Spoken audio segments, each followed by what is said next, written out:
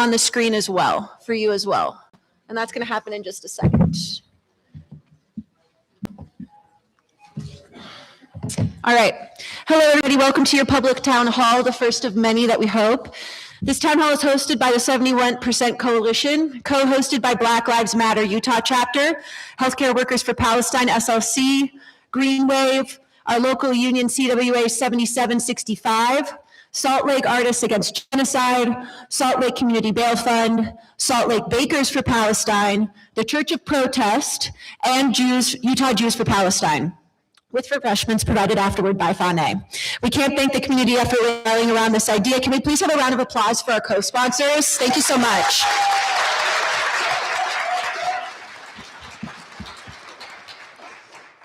All right, really quickly, we're going to introduce the 71% Coalition. This coalition is named after a poll done by the Data for Progress and published by Zateo.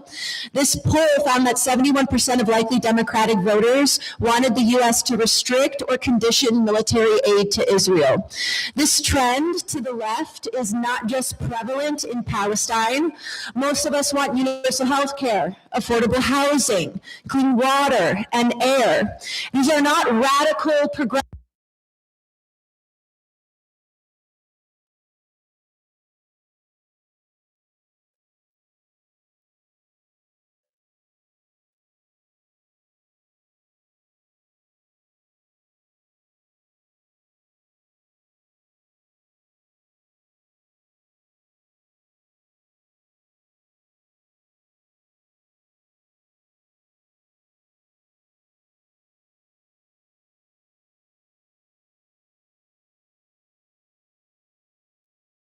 Project 2025, a plan to fix what is broken, comprehensive.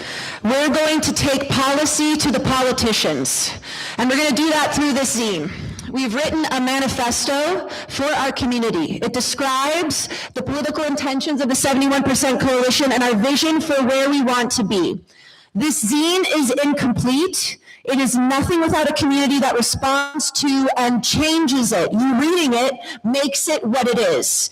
I hope that you'll be that community. The text is available for free on our website. There's links up there. And then we're also going to be selling these printed copies for $3 at the door to raise a little bit of money for our next event. All the candidates have one if they want to model them for me. Right. If you don't become congressmen, you can model zines. All right. Also, you guys all have to read them too and respond as well. It's not just them. Okay. So regarding this town hall, your moderators will be me, Amani Hutter, representing the 71%, and I'll be joined by Ray Duckworth with Black Lives Matter Utah. That's right. This town hall is being live streamed on YouTube and will be available there afterwards. The questions, they're hard for a reason. If we were empowered to ask easy questions, we would, but the problems that we face are not simple, so the questions we will be asking will not be simple either.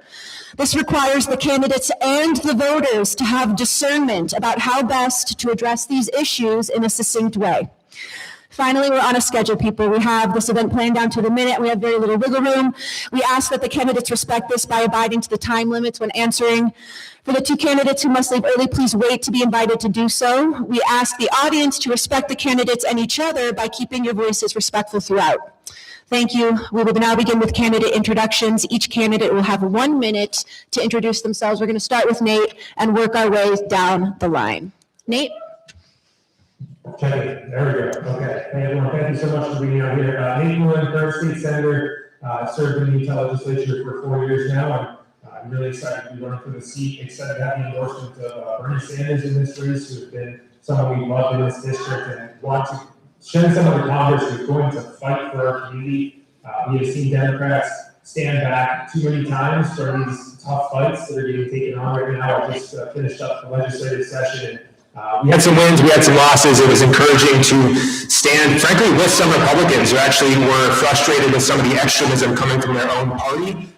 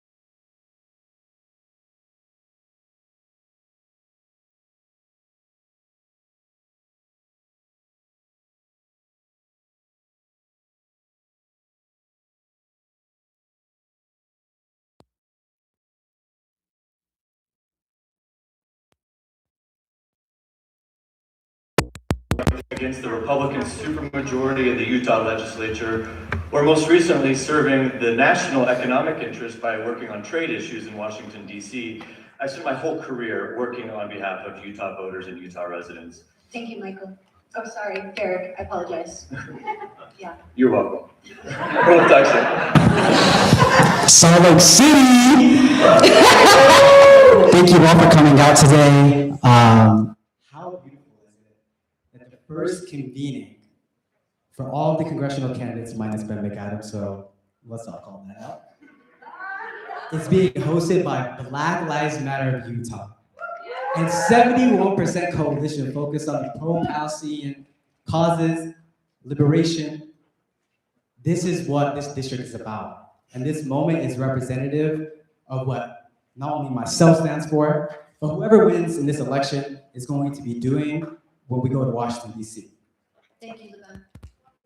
That's time? That's time. Okay, so I couldn't introduce myself, but we'll get to that. Squeeze it in there. Squeeze it in there. Yes, so I'm running on a people power platform that comes from an economic standpoint, it comes from a political standpoint, and it comes from what I like to say, a digital standpoint.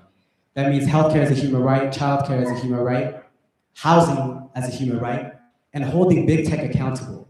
And when elected, I will be the only person in Congress with big tech experience and best suited to hold them accountable, hold these large corporations accountable, because it takes one to know one, and I was in that system, and I will make sure that I fight for all of you. Thank you so much. Oh, got a mic off. There we go. I thought the mic might mean something else. Hi, everybody. My name is Luis Villarreal. I'm the only candidate from the West Side, and I'm also a socialist. So not just a progressive. Sorry, guys. I can say the S word. I'm endorsed by Progressive Victory, a nationwide volunteer organization that's helped candidates like Zoran Mamdani, Katie Wilson, and most recently Analidia Mejia, New Jersey's 11th, win via phone banking and digital volunteer work. I am a lifelong activist. One of my first rallies was the Si Se Puede rally. I'm a son of 2 immigrants and grew up doing blue-collar work while I paid my way through college. I am a software engineer, and I studied political science alongside that. And I'm here to push for unions, push for working power, push for labor rights, push for universal health care. That's my thing. Thank you. Okay, get your paddles ready. I'm gonna ask a series of yes/no questions. Are you ready? We provided for you on two. Are you guys ready? The crowd, are you ready?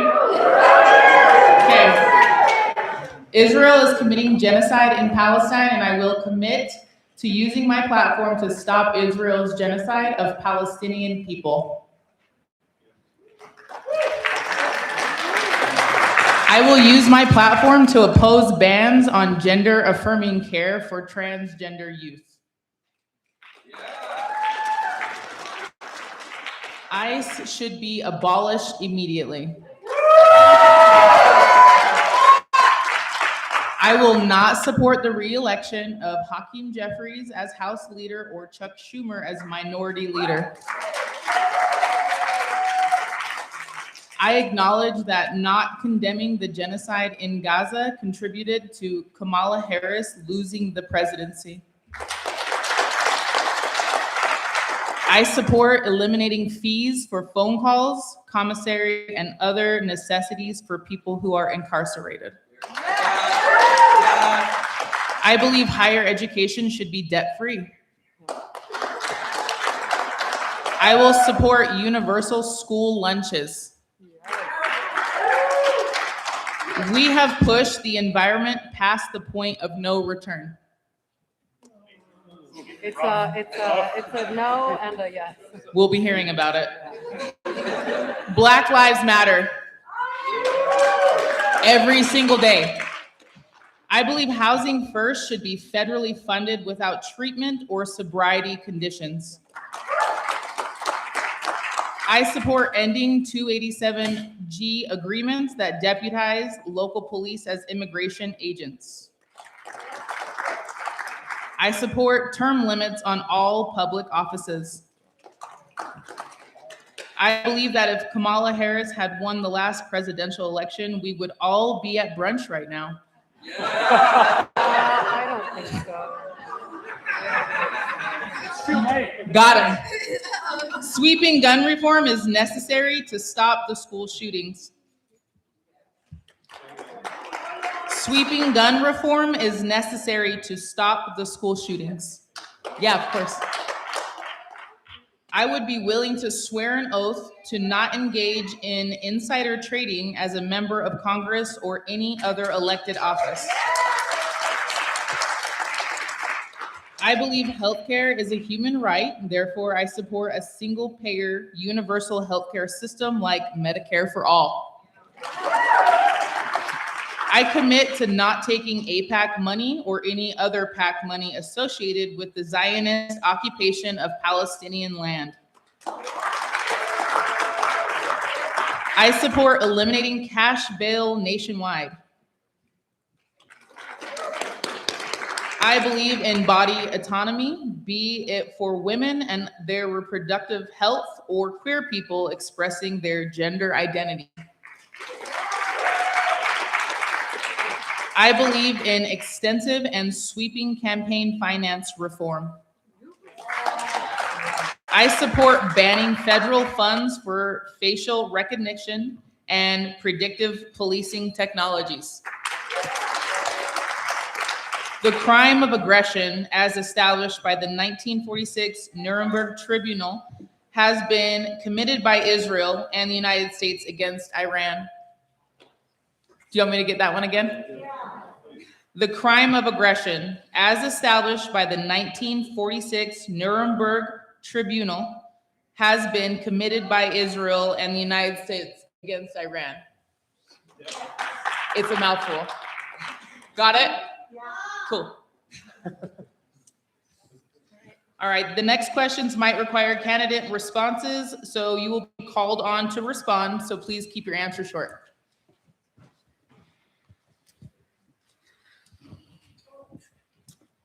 I know and can recount the story of Shireen Abu Akleh. Yes, no? Shireen Abu Akleh is yeah. Who said yes? Who said yes? Journalist that was murdered in Gaza, I believe. West Bank. West Bank. So Shireen Abu Akleh is a Palestinian-American journalist. She was killed in the West Bank by an Israeli soldier in May of 2022. She was fatally shot in the head while wearing a press vest and helmet.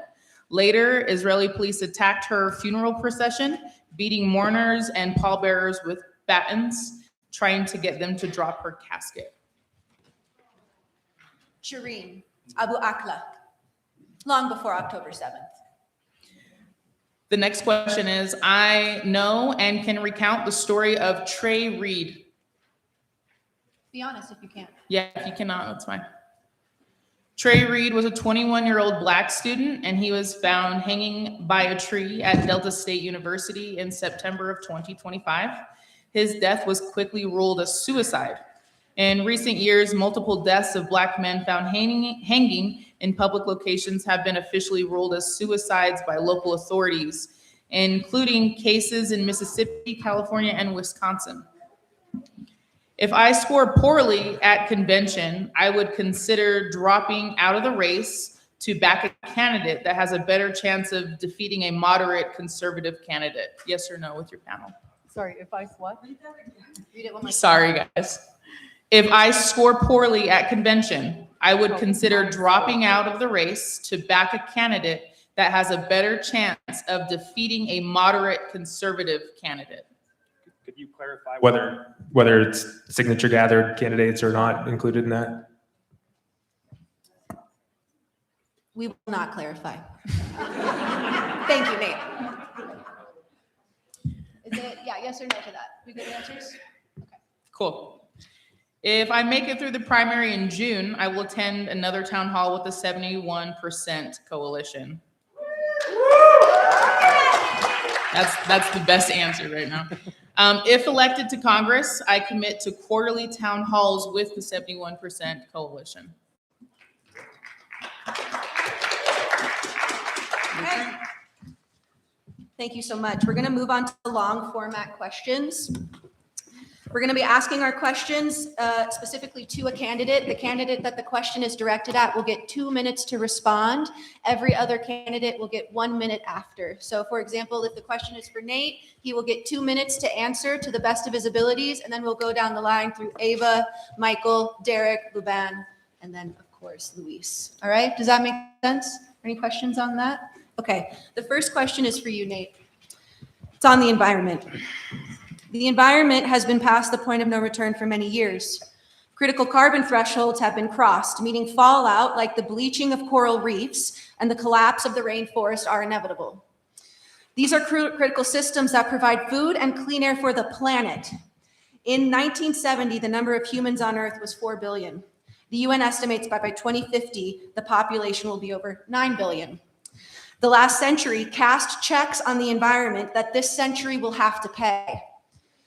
The current administration just recently removed the scientific determination that greenhouse gases endanger public health. It has effectively stripped the EPA of the authority to regulate carbon dioxide, methane, and other greenhouse gases under the Clean Air Act. In light of this, if elected, what 2 pieces of environmental legislation would you prioritize?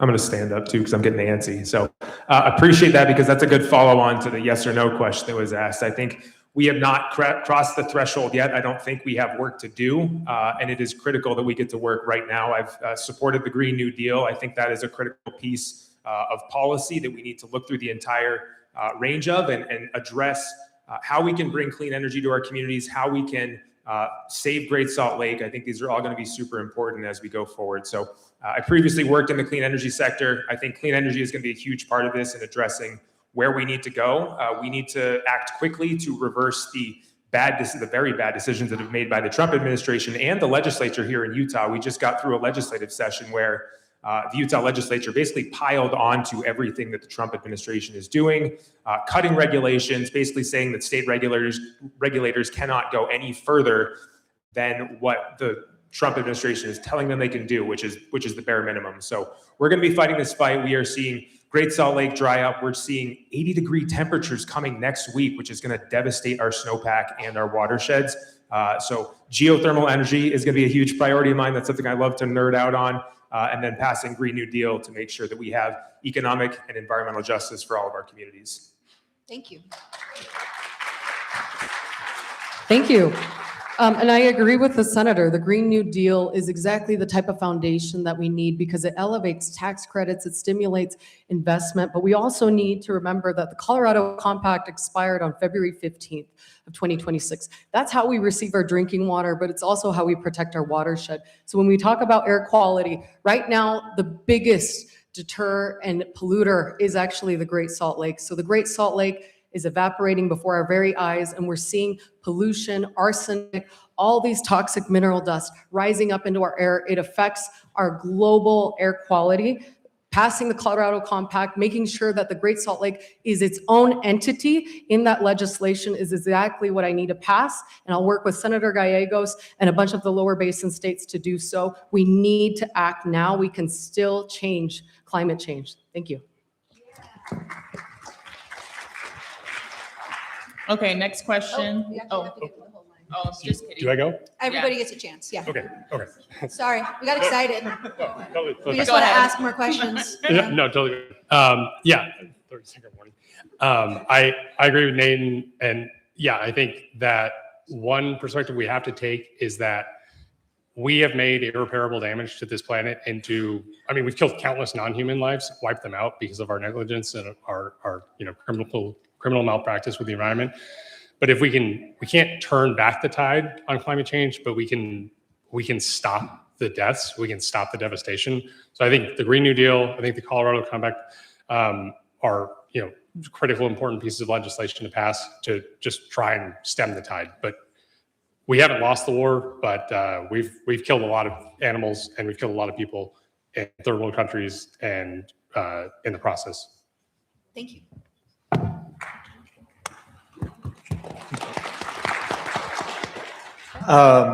When I'm elected to Congress, I will immediately co-sign as a sponsor of the Green New Deal with my fellow colleagues, both in the lower and the upper chamber. I think that there's a huge opportunity for us to direct federal resources to building out infrastructure that positively impacts the changing climate.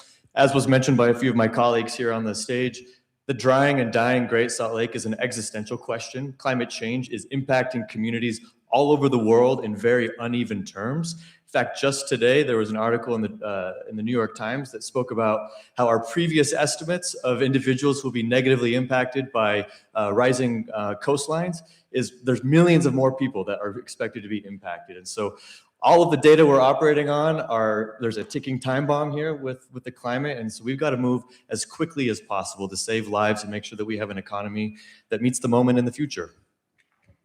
Thank you. So first and foremost, I want to push back on the framing of we're at a point of no return, because I want to focus on what we can do right now, because I don't want to free us from the obligations that we have as citizens and as candidates to make sure that we put together proposals that can make a difference for our future. So the two things that I really want to focus on is, number one, the Green New Deal. The Green New Deal is not only amazing for our climate and our environment at large, but it's also amazing for creating new jobs in the tunes of thousands. So this is an economic development tool. This is a tool to benefit our society. And it's something that's absolutely critical. And I think it's something that we can actually get done in a bipartisan manner with the right person elected and working across the aisle and with centrists. The next thing I want to focus on is saving the Great Salt Lake. Now, as these folks all mentioned, the Great Salt Lake is not only an environmental crisis, it's a public health crisis. And we do still have time to make a big difference. So what I'm going to stand for is this. Number one, I want to mandate minimum lake levels. Number two, I want serious reforms on agricultural industries and industrial industries and ensure that they have strict requirements when it comes to water rights, strict requirements when it comes to water conservation, so on and so forth. Thank you, Laban. Time's up. 1 minute. I've knocked a lot of doors in West Valley over the past few months, and over I tell people, hey, I want to create jobs. I want to create union jobs. One of the best ways that we can do that is green energy manufacturing. A lot of countries, second world, third world countries, can't actually manufacture green technologies in the way that a first world country can because of the high-tech tooling. This creates a whole bunch of blue-collar jobs and college-level jobs in the same breath. I think we really need to focus on changing the rhetoric around green energy. I think it's important to save the planet, and a lot of that comes down to how we frame it and push it to people.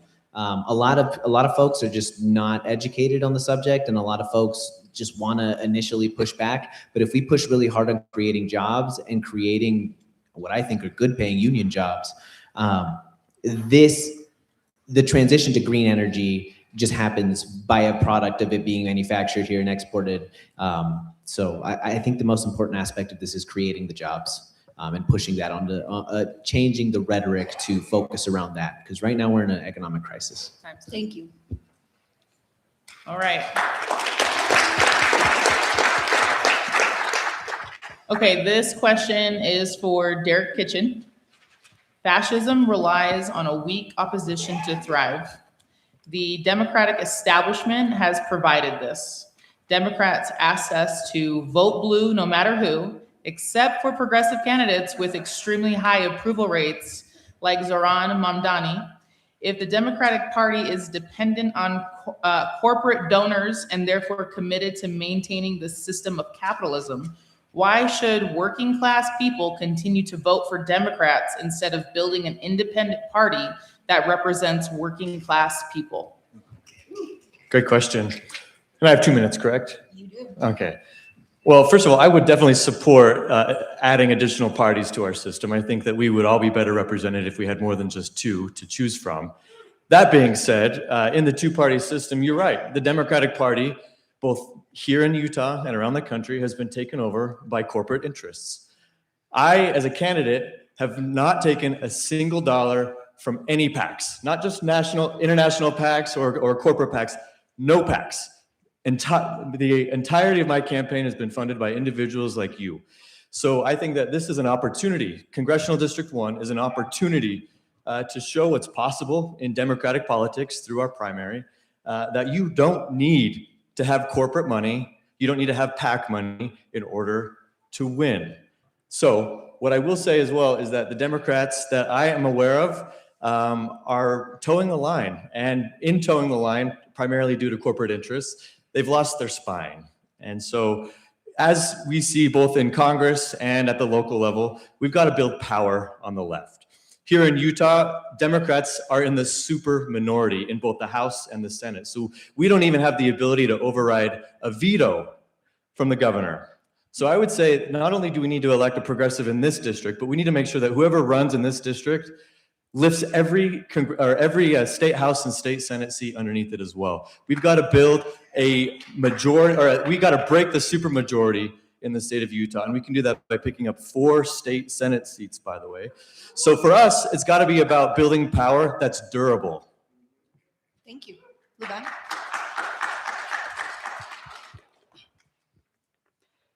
There's a plethora of policies on the progressive side, on the democratic socialist side, on the farther left, that are frankly no-brainer issues. For example, healthcare is a human right. If we're able to provide full coverage for everyone while simultaneously lowering overall costs, it sounds like something that we should all get behind. But the reason why these policies are not happening is because of the endless money that is in politics. So what I support is creating policy that overturns those 3 court precedents that enable this to happen. Citizens United, Buckley, Speech Now. In addition to that, the next thing I want to focus on is this. This idea of a 2-party system and that we just have to listen to what that democratic establishment does and we can't do anything about it is something that I fundamentally disagree with. Caucus night is next Tuesday, a week from now, March 17th. Last election cycle, there was 1,300 people total who attended caucus night for the entirety of Salt Lake County. Who's to say every single person in this room can't show up, run for delegate, and be the decision makers that decide what the Democratic Party in Utah's platform is, that decide who our leadership is, that decide what candidates get on the ballot in the first place. So that's how I think we do this, is by controlling what happens initially from the beginning of the process, because voting starts way before Luban, the ballot box. So thank you so much. I'm done. I won't do that again, I promise. You got it. Let's move down the line. Luis? So I just want to point out that all of those super electable progressives were socialists. I think if you break it down, we have to be honest with the struggle that exists. This 2-party system exists because there are capital interests on the right and there are working class interests on the left. Do I think more parties would be good? Yeah, it's always good to have more representation, but that's not fundamentally the core of the issue. The core of the issue is that people need to wake up to the class divide. The issue is not between what party that you're voting along the lines of, it's what candidate you're focusing on and what people we get into office. If we had 16 parties and 15 of those 16 parties were capitalist at its core, we'd have the same issue. It has to come down to fighting capital interests and getting money out of politics, federalizing elections and making sure that we don't have a system where the biggest pockets possible influence everything, and that's the core of it. Thank you so much.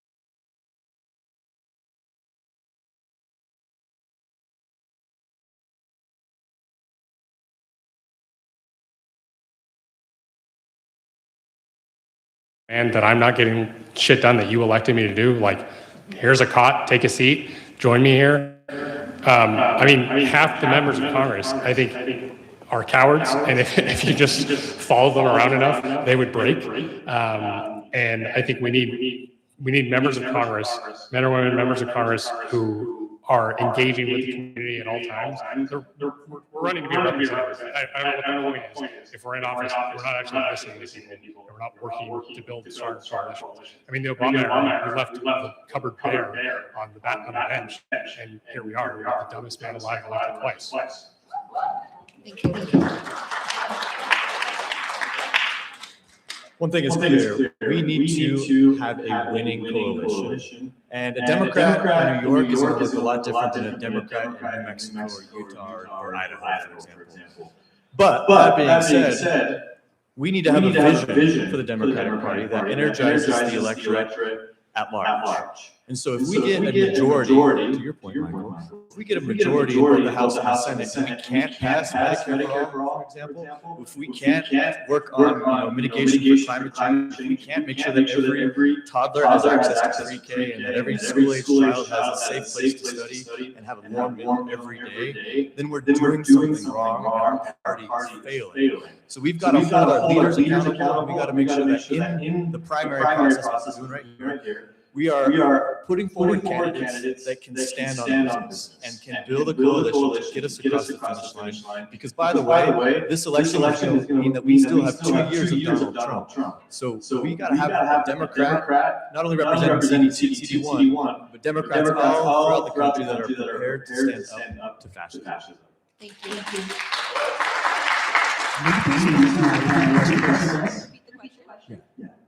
There are many coalitions here this evening who have been building community for years. These coalitions have been simultaneously ignored and punished for using their voices. Considering the local and global commonalities of our political moment, the Palestinian genocide, terrorism, what strategies will you take to make sure you are learning from and attuned to the people who have been building cross-party coalitions for all of this time?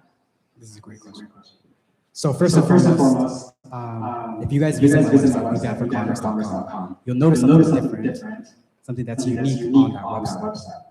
There's a forum that you fill out to share your feedback, not only your feedback to the specific policies that I've outlined on my platform, but any ideas that you have as well. Now I'm 27 years old, folks like me, yeah, you work on TikTok, on this big ban issue, you work at Heart Association, Meta, all these different things that have these legislative successes. But at the end of the day, you're only 27 years old. You only have so much experience. And my answer to that is this. You are 100%. I do not have the experience that it takes to represent you. I do not have the experience to be able to know every single thing that's going to happen with those 10,000 bills that goes each year on the federal level. The job of a representative is simply to do that. To represent the collective. And each of you have different expertises, different lived experiences, and that is what informs how I vote, that will inform how I legislate, that will inform my each and every move. So when they say I don't have experience, my response to that is, I have more experience than everybody because my experience is a reflection of the collective.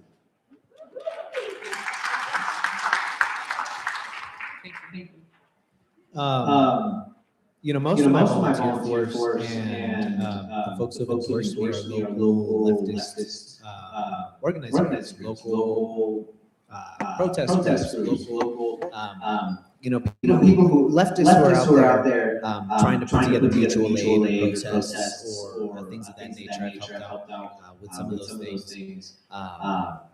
And so for me, there's two simple options in the future of the party, of the Democrats, and how we move things over. Number one is to work with proper local on-the-ground organizers, which the Democratic Party never does. And secondarily, I'd love to see an expansion of unions. Unions used to be a place where everybody would get together with their workplace, talk politics, and push things and lobby for the behalf of the union. I'd like to see that happen in every single industry should be union so that everybody can participate.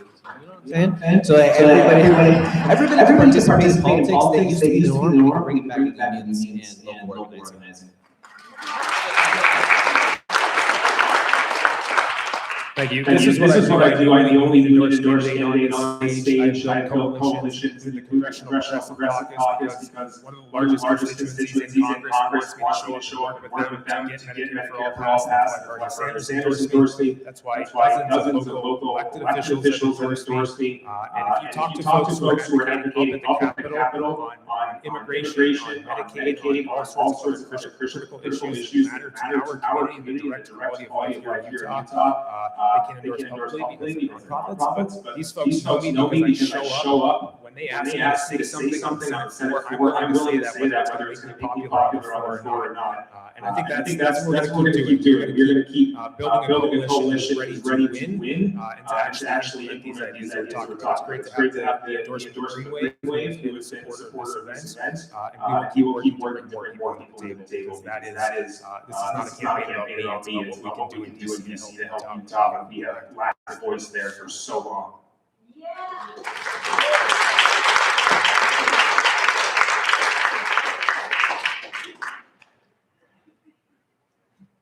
All right, this next question is for Mr. Muhammad. It's a big one. You ready for it? I'll do my best. All right. This is right up your alley too. Ready? As our economy moves from goods-based to ownership-based, tech has been the new frontier for an economic sector completely released from regulations. In 2025, net neutrality was struck down, a decision marking the end of a long-running battle to classify the internet as a public utility. As of early of 2026, big tech companies account for roughly 34.3% of the S&P 500, up from 12.5% in 2016. These few companies now disproportionately affect the index's performance. Now, AI directly contributes to a small portion of the overall US GDP, which is less than 5% as of late 2025. AI-related investment, like software or data centers, accounted for 20% to nearly 40% of a total of US real GDP growth, with capital expenditure projected to reach $342 billion in 2025. AI systems frequently hallucinate, with up to 31% of the automated decisions requiring human correction. This deeply flawed technology represents a huge gamble with our economy. It's a mouthful, I told you. An economic crash would be akin to the Great Depression. So if elected, how would you prepare our country for an economic fallout that is now imminent?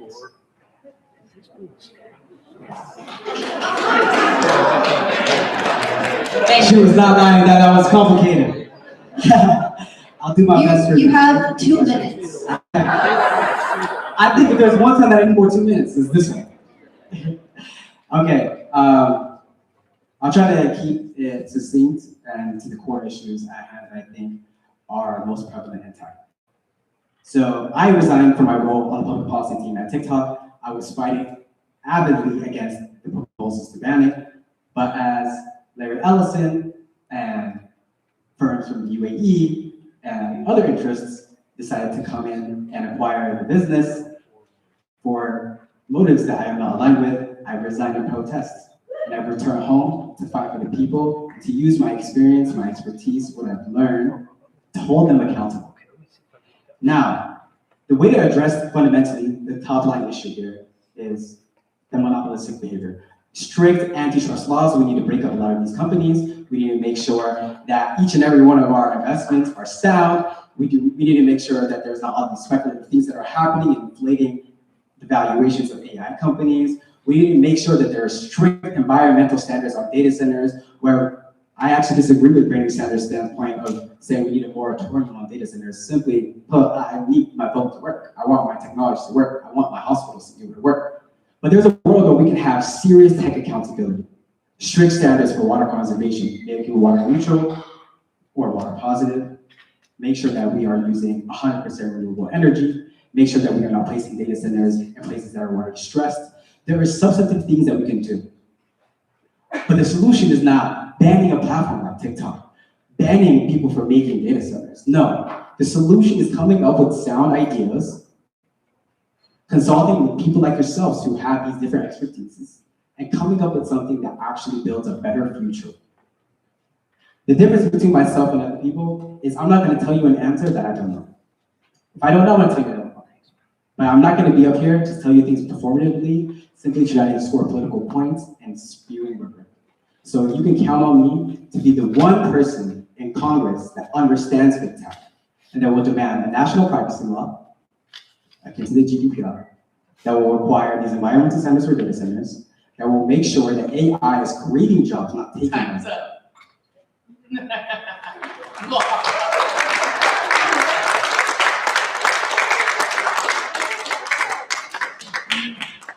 So I'm a software engineer and I study computer engineering. And I'm also a socialist, so I'm gonna give you kind of a weird answer. Yes, we need to fix monopolistic and antitrust behaviors. Corporations are running rampant, but I think a fundamental issue that we're seeing in technology is that the government does not have a sector to regulate and create the infrastructure for technology. We have a Department of Transportation. We have different, the FAA, we've got, all sorts of departments that contribute to making sure that we have infrastructure like planes, roads, police, firefighting, whatever. There's nothing like that in the federal government for technology. I really do inherently believe that technology, internet access is a human right. And if it is a human right, the government should create infrastructure for it. The government should heavily regulate anybody else who is trying to build infrastructure and make sure that it's done under the watchful eye to make sure that we don't have rampant data centers jacking up electricity and ruining the environment. Data centers are important. I do want my hospitals to work, but they should work under regulation and it should be done by the government, a public entity who can face the words and the whims of the people. Thank you. This was an interesting one to follow during the legislative session. The Republicans came out hot on this issue early on, and then Trump actually weighed in and shut down a pretty comprehensive AI regulation bill, and it never passed. And we did pass a targeted tax on advertising, or a tax on targeted advertising. So these are the ads we are using as politicians to target folks, which I fully supported. And I think it's great to see policies moving in the direction of actually getting revenues out of the big tech industry that has lived on our data for so long. So I proposed a bill this year that would have done a lot of the things that were just talked about. I think every single job when it comes to building data centers needs to be a union job. They generally support these things, although the unions have said we don't want to see AI get into the art space, for instance. I don't want a bunch of AI art. I don't want to listen to AI music. But we need to make sure that all of those jobs that are created are unionized and that everything that we can do to make those places environmentally positive, they can generate clean energy and put it back onto the grid, make costs cheaper, and reduce the environmental impact. I have to test this mic every time. Again, tax the rich. A carbon tax is needed so desperately for our data centers. And as we're seeing an increase more and more, we are seeing water utilized. We're seeing cities created. In Texas, Elon Musk was given infrastructure funding to build his own city. It's a disgrace. It's taking away public funds from our schools. It's taking away funding that would otherwise help our future, our seniors. The most important thing today is that the IRA funded and helped with the CHIP Act. We need technology. We know that. It is intrinsically intertwined to our health and to our economy. But the most important thing today is that when this question was about the economy and what will happen with imminent collapse, I'll tell you what will happen is that our local communities can be funded. We need to redirect federal funding and critical infrastructure funding directly back into cities to go into our businesses. We need small business loan forgiveness. We need the type of direction that actually localizes tax funds and makes sure that it comes back into the hands of our families. Thank you, Ava. This seating arrangement was devastating because I genuinely was going to say, I've been a tax attorney for over a dozen years. I have regrets on that choice, but here we are. The last time we had this level of capital accumulation in this country was 1929. We had the Great Depression. You know, we have two options right now. We can either start taxing the rich or we can start making guillotines. We have this level of concentrated wealth. They are going to destroy this country. If we have an aggressively progressive Democratic House and Senate and a Democratic president, I'm not an idiot, Trump's not passing it. We will tax the rich. We will shift the power in the economy back into the hands of labor. We are not currently run by a government full of pedophiles if they have been taxed and can't buy islands. We need to fix the structural failures in our economy that have allowed capital to accumulate without being taxed.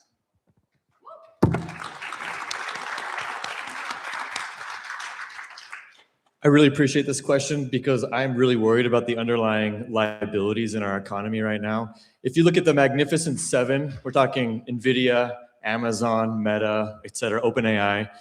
They're in a circular investment scenario here where NVIDIA is loaning Meta money to buy NVIDIA chips.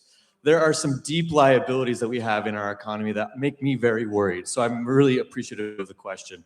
We got to break up these companies. We got to get the FTC involved, and we got to move swiftly because there are deep underlying liabilities there. The second part of your question is, what do we do about the possibility of collapse? I hope we're not there, but what do we do about that? We got to invest in our communities. It is small business loans, as Ava mentioned, but it's also investing in community gardens to make sure that we aren't reliant entirely on the global food supply chain, right? That we can feed our neighbors in case there is a collapse of some sort. So we got to invest hyper local, and we also have to use the power that Congress has to break up the liability in our economy right now. Thank you. All right. Next question. Michael, this one's for you. It's one of the few questions where we gave you the answer in the question, but we're still going to ask you to do your best. Love it. Thank you. Yeah. That memo went through? Yeah, we cheated for He's you, buddy. cheating. Okay, here we go. The Epstein class has flourished in a post-economic regulations era. The end of Glass-Steagall in the United States and Bretton Woods Agreement on an international scale created opportunities for the massive wealth transfers that we see today. In the last 50 years, the US alone has seen its population of billionaires grow from 15 to just under 1,000. Recent reports indicate that the world's billionaires have seen their wealth grow by 81% since 2020. Reaching a record of $18.3 trillion. Jeff Bezos alone during COVID saw his personal wealth grow from $23 billion to $240 billion. America has a problem. We have a class of uber-rich individuals who take more from the economy than they provide. The answer is simple: taxing the rich. If you are elected, what would you do to deal with the gross wealth gap that has so many Americans unable to afford the basic necessities of life? Yes, thank you. I think, as I indicated in a previous response, I didn't know this was coming. A huge solution or a huge issue in our country and our economy is the vast concentration of wealth in the hands of a very wealthy cabal of a few elite, essentially criminals. You can't become a billionaire with honest labor. I've been a tax attorney for over a decade. I know what is wrong with our tax code. It doesn't work for anyone in this room. For example, me and bleeding heart liberal Ronald Reagan agreed that capital and labor income should be taxed the same. We drifted away from that because capital decided, hey, look at this money we have. Let us buy some congressmen. Oh, look at all these nice little exemptions and loopholes and deductions we've gotten. So we need an actual tax code reform that actually works. You tax capital at a more aggressive rate. You disincentivize behavior like that. You make certain activities effectively illegal. You tax them out of existence. You want to own a private jet? Cool. That's a 300% tax on owning a private jet. Guess what? No one owns a private jet anymore. If I wanted to go buy a car right now, nobody gives a shit. That doesn't help me on my taxes. If I wanted to go buy a yacht right now, I get a sweet tax deduction. That is obviously a system designed by and for corrupt criminals who have tons of money. And guess what they do with that money? They continue to buy members of Congress to keep the tax code shitty and terrible for everybody in this room. And you know what that does? It's not like, oh, it's been all, yeah, the tax system's bad. That sucks. Great. You know what we don't get with that? We don't get Medicare for all. We don't get universal pre-K. We don't get clean energy. What we do get is a bunch of assholes in DC who are flying to islands in the Caribbean and abusing children. We are controlled by some of the stupidest, worst people in the country. And the only reason is because they have deep ass pockets. And what do they do with those deep ass pockets? They continue to buy members of Congress who continue to do absolutely nothing about it. We need someone in Congress who knows exactly what needs to be done. You have to fix the tax code. You have to make it aggressively. Like in the 1950s, when we were booming, we had tax rates up to 90%. People were like, oh, this is confiscatory. We have 30% tax rate. It was 90%, and this country was on the top of the world. We need to get back to a real system of taxation that works for working class people. Thank you.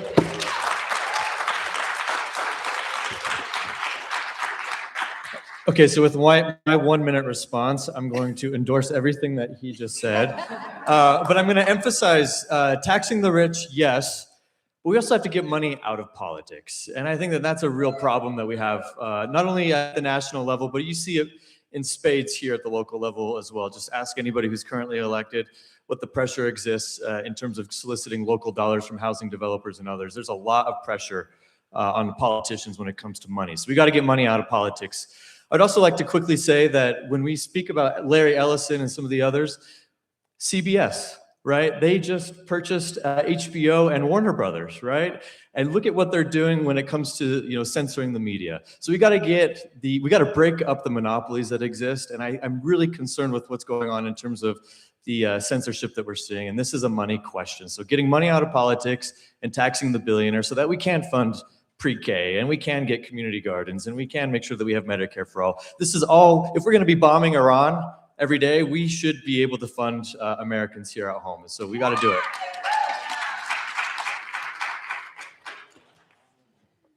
Elon Musk alone owns more than 53% of the wealth. I mean, owns more wealth than the bottom 53% of our citizens in America.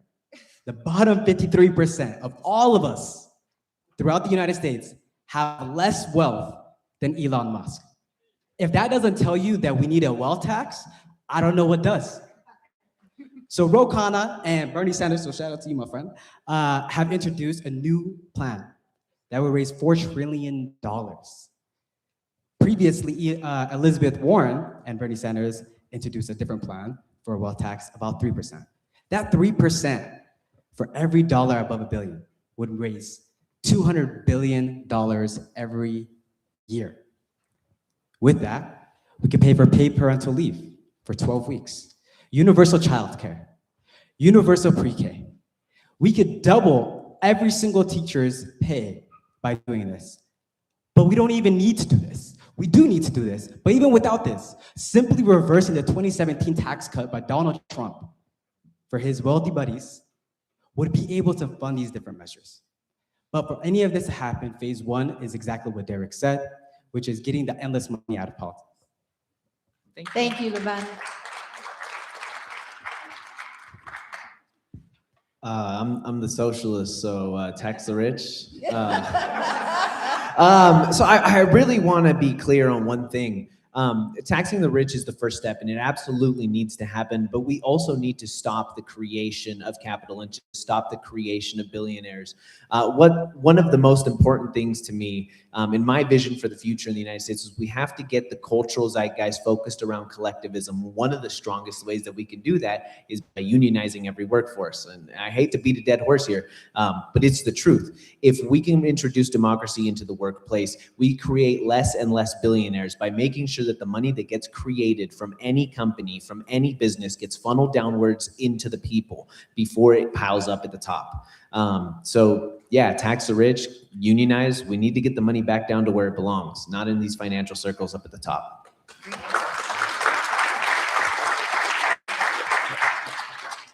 Yeah, I don't think there was anything controversial said. I think those agreed with all of that. I think we need union representation in corporate boardrooms. We need the working class represented along with the billionaires at the top to speak truth to power when those decisions get made.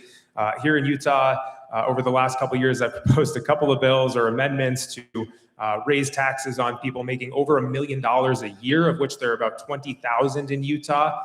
that would have brought in about $150 million to our schools every single year.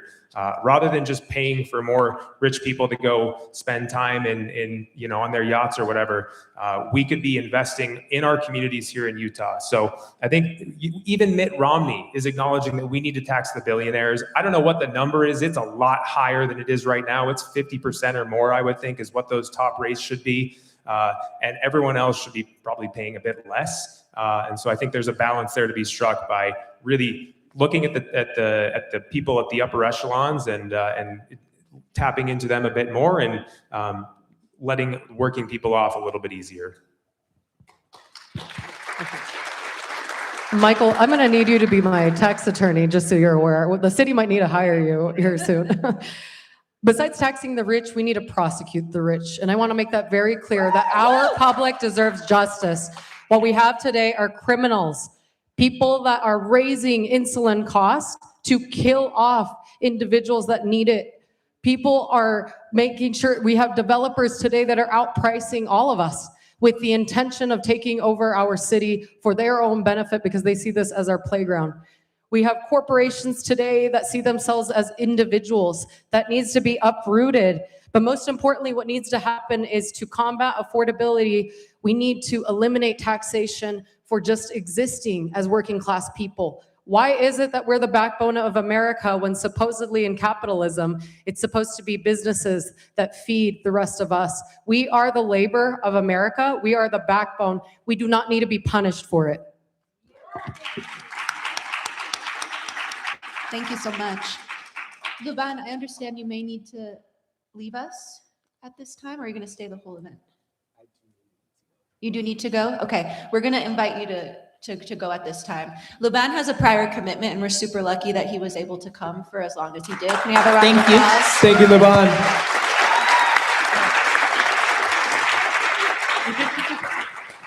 I just really quickly want to say thank you all for hosting this. This has been an amazing event. I'm also very impressed with each and every one of you on the stage. I was hoping it wasn't going to be a hostile environment, and it's been such a privilege to be able to join you all for the first time. And let's get to work. It's up to all of us to come together and make a special thing happen here. So thank you all.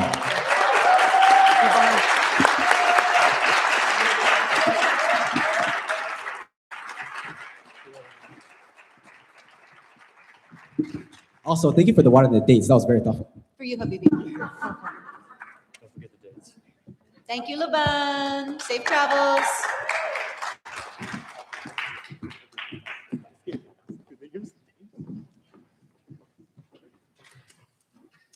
Luis, do you want to scoot over?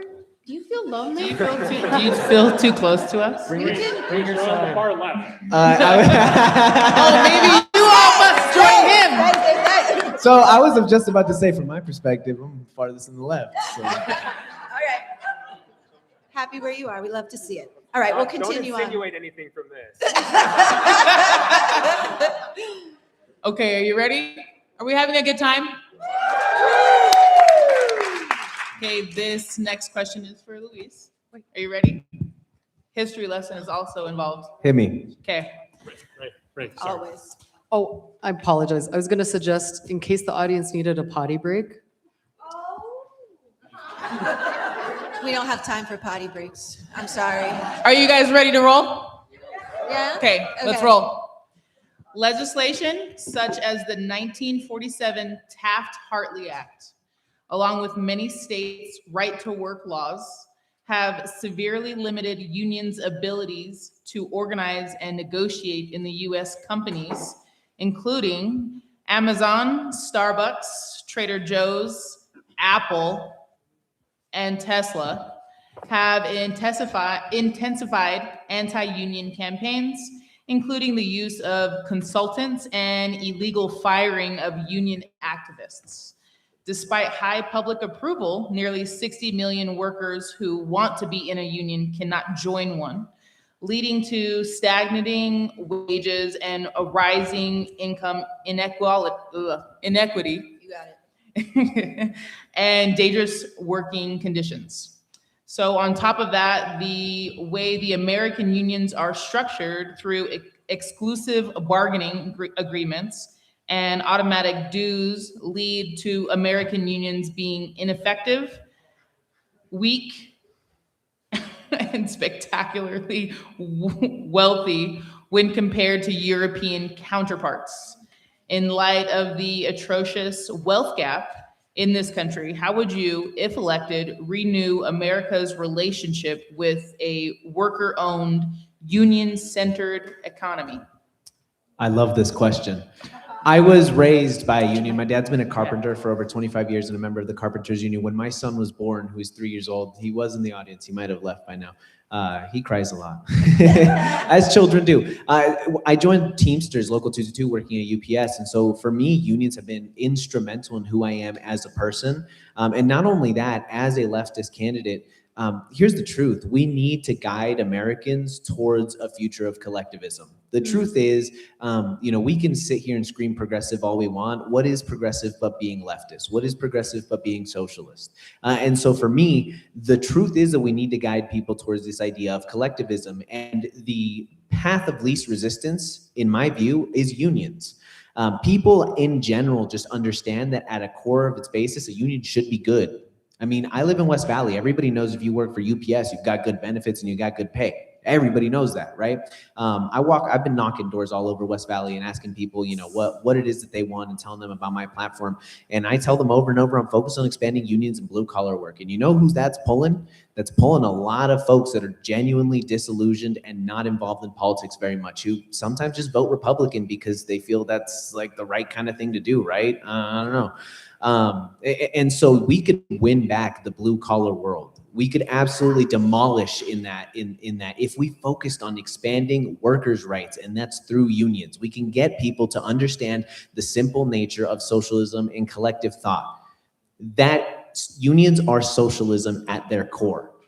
And one other thing I'd like to mention before this finishes, unions are weak right now. Unions do struggle in a lot of places. And I think intrinsically, as every single workforce expands and we see competition amongst unions for more power as workers are able to attend and it becomes center to the culture, I think a lot of those issues kind of iron themselves out with worker participation in their unions. Thank you.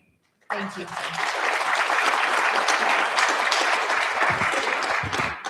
Yeah, as Luis just said, Utah is one of, if not the worst state for unions in the entire country. We have undercut what they are trying to do. This year, I proposed legislation to repeal Utah's Right to Work Act. If you don't know what Right to Work is, it sounds like a good thing. It is not a good thing. It's great branding from the Republicans. So I actually worked with the unions. They asked me not to run that because they had other priorities that they were working on that they didn't want to create a backlash effect. But that speaks to what we need to do to be showing up. I was there with our unions every Wednesday morning before we headed up to the legislature during session, hearing what they are focused on. I don't agree on every single project they're doing, but the actual collective right to bargain is something I will stand behind all the time. And I do want to shout out Ben McAdams during his time in Congress voted against the PRO Act, and he voted against raising the minimum wage. Noted.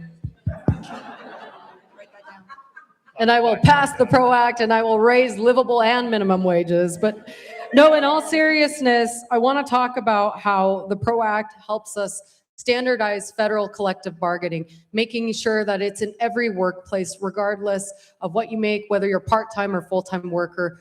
Workers deserve benefits and they deserve equitable pay.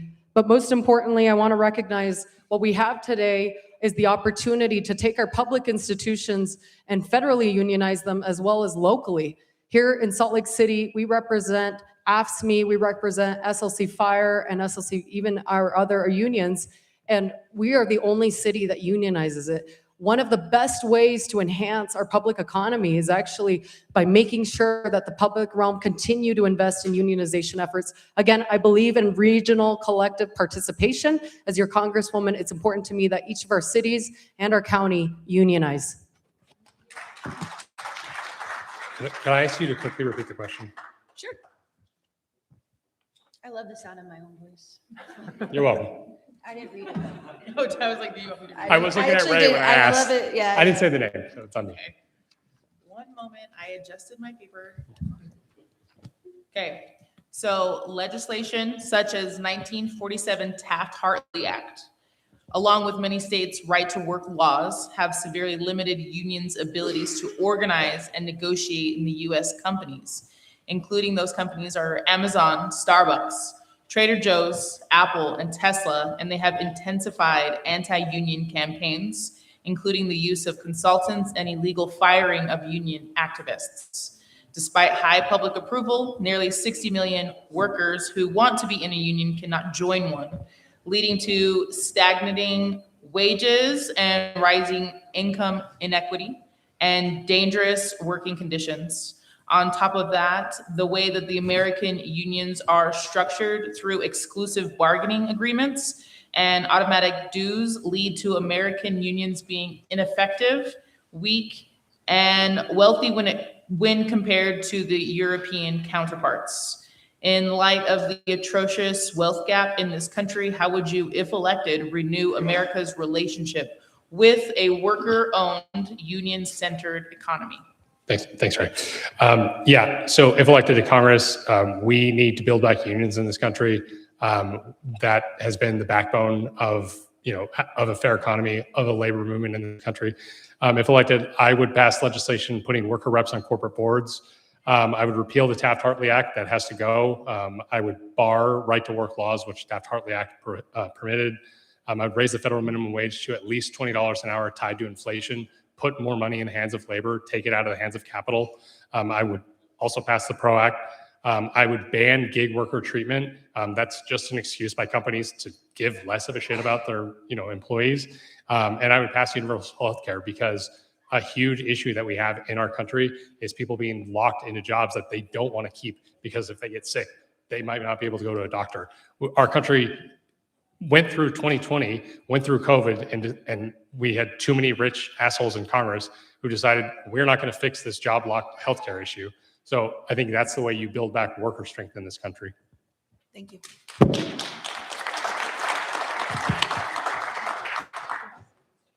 What Luis said is right, that union power is kind of at an all-time low right now. But the other hand here is that support for unions is at an all-time high. Just look at House Bill 267, for example, the bad bill that the legislature passed last year. The collective group that came together to gather signatures to overturn House Bill 267 is so inspiring. And it shows that beyond just folks that are involved in a union, everyday workers that are outside of the union organizing, they support the right to collectively bargain and to advance their interests at work. So if I'm elected to Congress, like with the Green New Deal, I would sign on immediately as a co-sponsor to the PRO Act. And I would work with our unions across the board, both public sector and private sector unions, to make sure that they are fairly represented here in Utah. For the first time in many, many years, Utah, through this congressional race, has an opportunity to send an elected official to Washington that knows what it's like to be in the trenches with workers and to advocate for those issues right on Capitol Hill.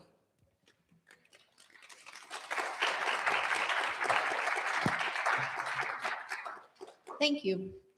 This next question will be directed towards Nate regarding judicial reform. Epstein represents more than a moral failing in our country, but also a judicial one. The case serves as a definitive indictment of a system where wealth and social status can override the rule of law. The files revealed a history of negotiable justice through generous plea deals and reveals decades of judicial negligence, including missed opportunities by the FBI and the Justice Department to interview victims or investigate high-profile leads. While millions of pages have been released, including the names of 43 victims, it is noted that critical communications between top governmental officials remain missing or blacked out. Individuals across political and financial sectors found in the files include the sitting president, Ehud Barak, Bill Clinton, Andrew Mountbatten Windsor, Elon Musk, Bill Gates, and Steve Bannon. If elected to Congress, what steps would you take to reinstate the rule of law and bring justice to a system where money buys freedom?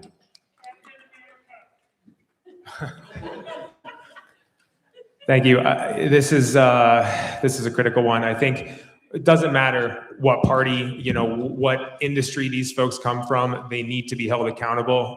They have been able to buy their way out of accountability for far too many years. And I know everyone that I talk to agrees that this is absolutely something that we need to end. We need to release all of the files. We need to have accountability. We need to close loopholes in our laws that allow people to escape accountability. Here in Utah, we've seen attacks on the judiciary. I think that's indicative of a bigger picture where Republicans, and I'm sorry to pivot to a partisan issue here, but I see so many Republican folks casting doubt on what's happening in the judicial system because they have benefited from years of packing the courts. And I think it's time to pack the Supreme Court. I'm in complete support of adding justices. That's not something that would come necessarily through Congress, but certainly something I think we need to focus on. So there's just a whole raft of accountability that needs to happen, of making sure that we do hold every single one of these people accountable. We cannot allow people to continue buying their way out of accountability that we've seen in recent years. I don't have much more to say on that one because I think it's just such a disgusting issue that we've seen, and we need to focus more on making sure that these people can no longer continue buying their way out of the consequences of their actions, which are heinous and disgusting, and we need to hold them accountable. Thank you. Okay, you know who's not on the list though? Barack Obama. Just saying. I think, again, when we talk about prosecuting and supporting our judiciary, I also want to make sure that the public is involved in this, because what matters most is a federal trial. I want to see a Democratic president elected, and I want to see the House and Senate flip, and the first thing that's passed is a prosecution federally to all of those on the Epstein list. It needs to be transparent, efficient, and urgent. We need to hold them accountable. That's what accountability looks like. And I think most importantly is to make sure that we recognize that they are not immune towards any laws whatsoever. They have been evading taxation. They have been punishing those that are chronically ill. And they are pedophiles that are using technology in disturbing ways to eradicate working class people. So when I think about this, it's more than just having audits. It's also recognizing that our political systems are intertwined, again, with corruptness in Washington. And thank you.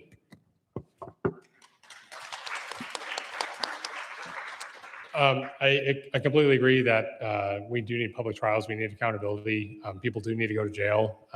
We have a faction in this country called QAnon who believe there was a cabal of pedophiles controlling the country, and then they elected the lead guy to be president. So I think public disclosure of settlement agreements like the one entered into with Jeffrey Epstein, I think, not to be a broken record as well, but taxing the rich, if they have less money, they can buy less power and get away with fewer crimes. Full release of the Epstein files. I would create more judges at the lower level so that judges aren't overburdened by these things, and they can't be misled by prosecutors that are entering into sweetheart plea agreements with rich clients. I would pack the Supreme Court, which that Congress would create new seats. That's the power of Congress to do. I would wipe out, the House controls the budget. If I'm in the House, I'm getting on the Ways and Means Committee. The Supreme Court is not actually following the law. Guess what? Their budget is $0. They are out of session for a year, guys. And then another thing, public disclosure of tax returns. These rich assholes who were throwing money around, if their tax returns are publicly disclosed, which happens in a lot of European countries, they're going to have more shame. We need to put more sunlight on these freaks and pedophiles. Time's up. Thank you. I got my start in public life 13 years ago as a plaintiff in a federal lawsuit that made Utah the first state in the country to legalize marriage equality. And look, I only bring that up, because marriage equality is under threat, but I bring that up with the judiciary question because it's an example of when the justice system works. We look at the recent decision out of Judge Gibson and the state Supreme Court, that is another example of the judiciary working. We have got, in our 3-branch system of government, we have got to reinforce the judiciary and make sure that it is as independent as possible. So what would I do as a member of Congress? I would immediately work with my colleagues and make sure that we are pushing for the Department of Justice to become an independent federal agency. The Department of Justice needs to be independent and separate from politics. Otherwise, we cannot guarantee that justice is going to be delivered on behalf of the American people in the executive branch. So that's the first thing that I would do, is work with my colleagues on that. I know I only have a minute and my time is up, so we can talk about this later. We will. Merrick Garland did nothing. Joe Biden did nothing. Kamala Harris did nothing. For 4 years, they had these files. What we have is a whole bunch of demons up there. These are not people. These are cretins who want us all dead. Realistically, we have to push back against the people who are being funded by big money, who are allowing this to happen over and over again. It comes down on a base level of we need to elect the right people to push the right things. I'd love to get legislation through that properly reinforces the judicial branch. How are we going to do that if we've got a bunch of corporate Dems who are also in the cabal of pedophile losers? You know, it's like, what do we? So Right. they're demons. Right. Can I just say one thing really quick? I apologize, but you're right, Luis. Merrick Garland didn't do anything. For real. I mean, if he did his job and prosecuted Donald Trump, he never would have been elected president of the United States a second time. And so that was a big fumble on behalf of the Democratic Party. And so I appreciate you bringing that issue forward. Seems like it's something they're really good at, fumbling the ball. Democrats But I are digress. just as much of the problem. Yeah, if not more so.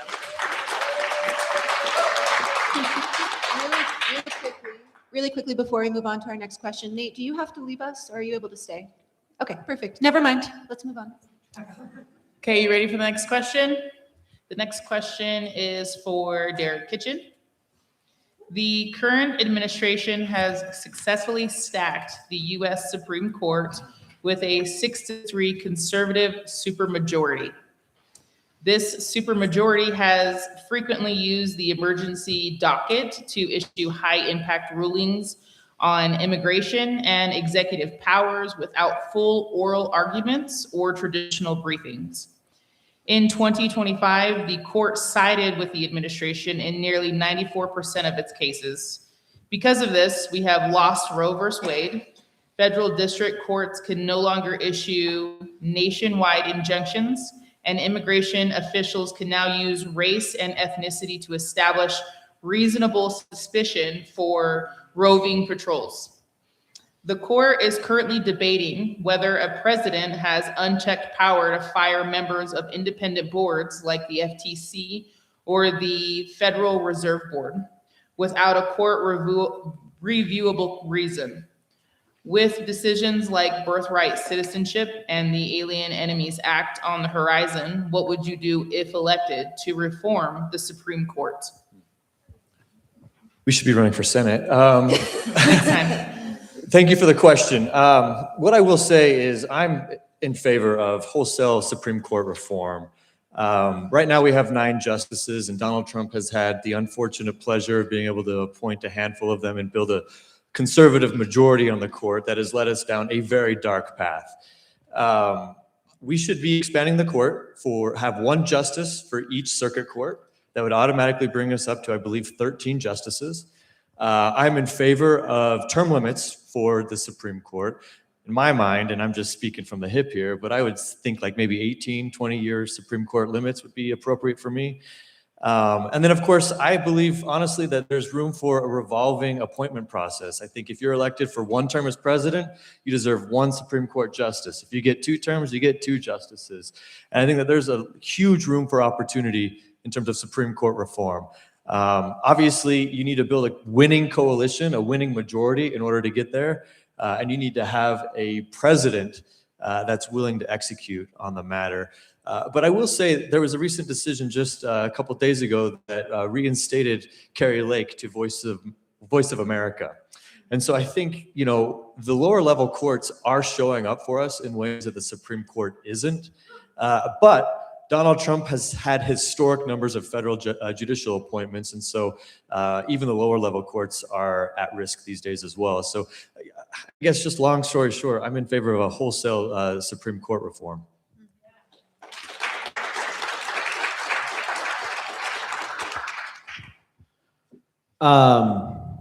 So I'm going to do the capital interest thing again.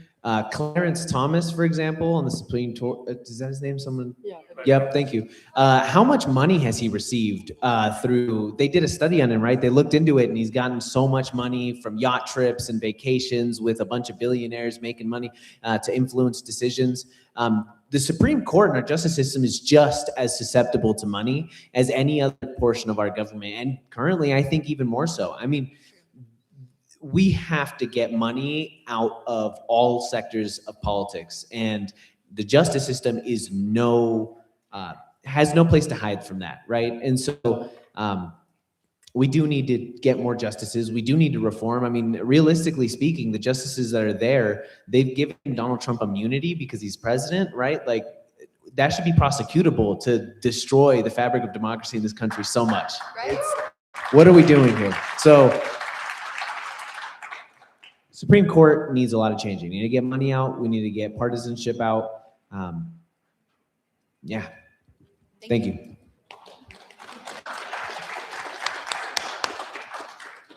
Yeah, Luis just touched on something I'd written down, Clarence Thomas right here. So we need to get money out of the Supreme Court. We need ethics disclosures. Everything that they do just needs to be as transparent as politicians. But that system is not transparent enough either. So we certainly need to focus on that as well and making sure that we have eyes on the finances of politicians and certainly on Supreme Court justices, where their funding is coming from, who is pushing for them.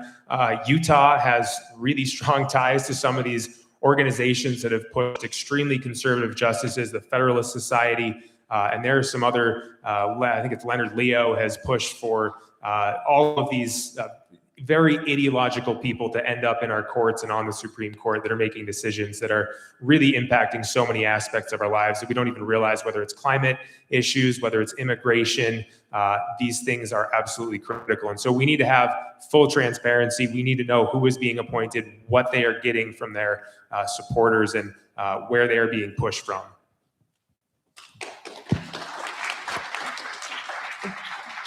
Thank you. I think to bring balance back, where we have a true representative Supreme Court, can we just agree that we need age limits in place? Yes. The court needs to remain independent, of course, and it needs term limits, but I also believe that impartiality is needed. Now, we have conditional bias as humans, but I want to recognize the ABA, which is the American Bar Association, they have to vet the Supreme Court justices.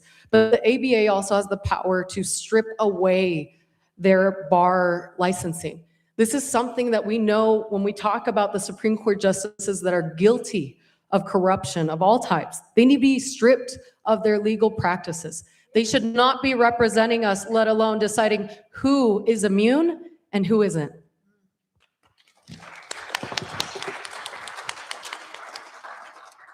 Yeah, I agree with a lot of the statements from my fellow candidates on stage. You know, we need to expand the Supreme Court to 13 seats, term limits, age limits too. That's great.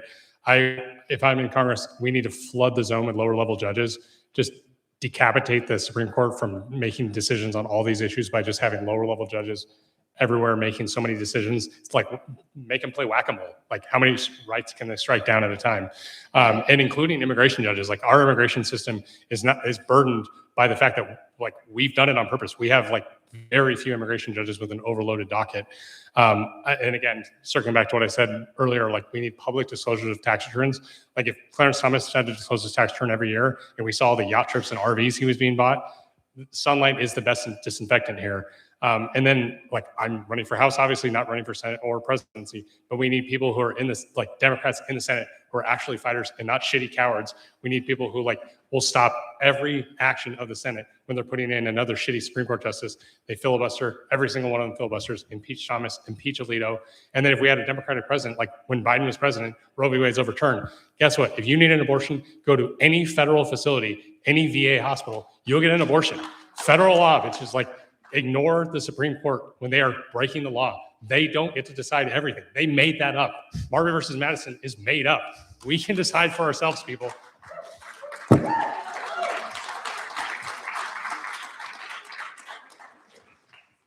that energy, I must say. Okay. Because of that, this next one's for you, Michael. I just used all my energy. All right. Get it back. Don't worry. Once you hear the question, I have a feeling you're going to be all riled up again. Here we go. Since October 7th, 2023, the U.S. has provided over $21.7 billion in direct military aid to Israel. For this low price, we are responsible for the deaths of over 71,000 Palestinian civilians, 1,722 healthcare workers, 252 journalists, and over 2,000 children. 20,000 children. Thanks, Ray. That figure exceeds the total number of children killed in all other global conflicts over the past 2 decades combined. Anti-BDS laws targeting the boycott, divestment, and sanction movements stop our Palestinian communities from boycotting the genocide. Sanctions against settlers in the West Bank have been revoked. Much of America's economy is tied directly to Israel. Israel enjoys many subsidized public services, including, but not limited to, free healthcare, free education, pensions, income support, public housing, public transportation, and maternity leave. American law enforcement personnel volunteer and serve in the IDF. This is unacceptable. If you are elected, how would you utilize your position to end the genocide in Gaza and the Israeli occupation of Palestine?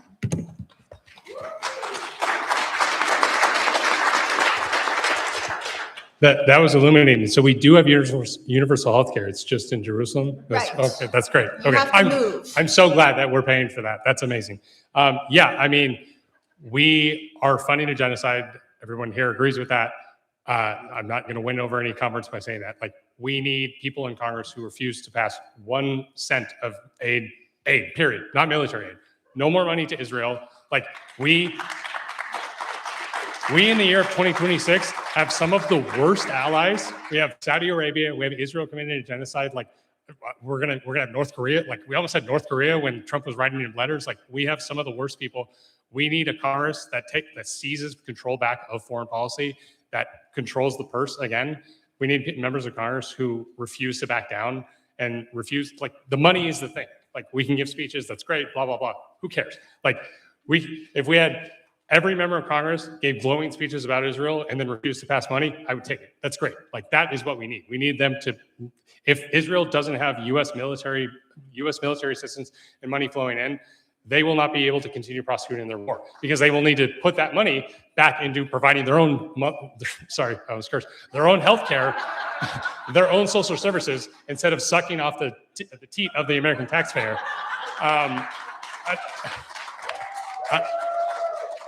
Another change I would make, and I don't know why a law would have to be passed because it should just be the Constitution.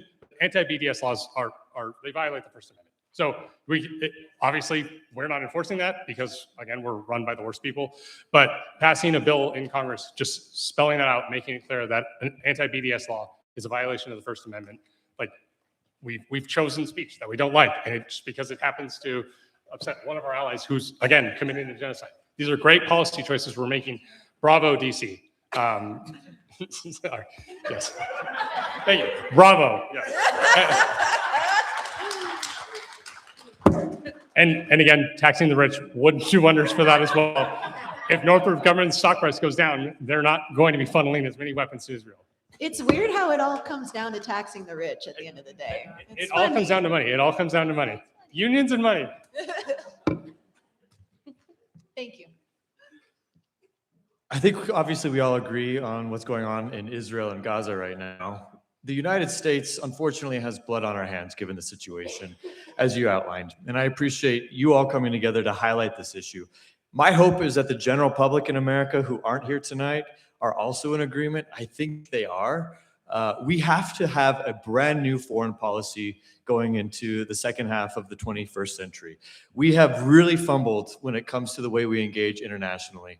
I would, obviously use the Defense Authorization Act to, constrict arms sales to Israel.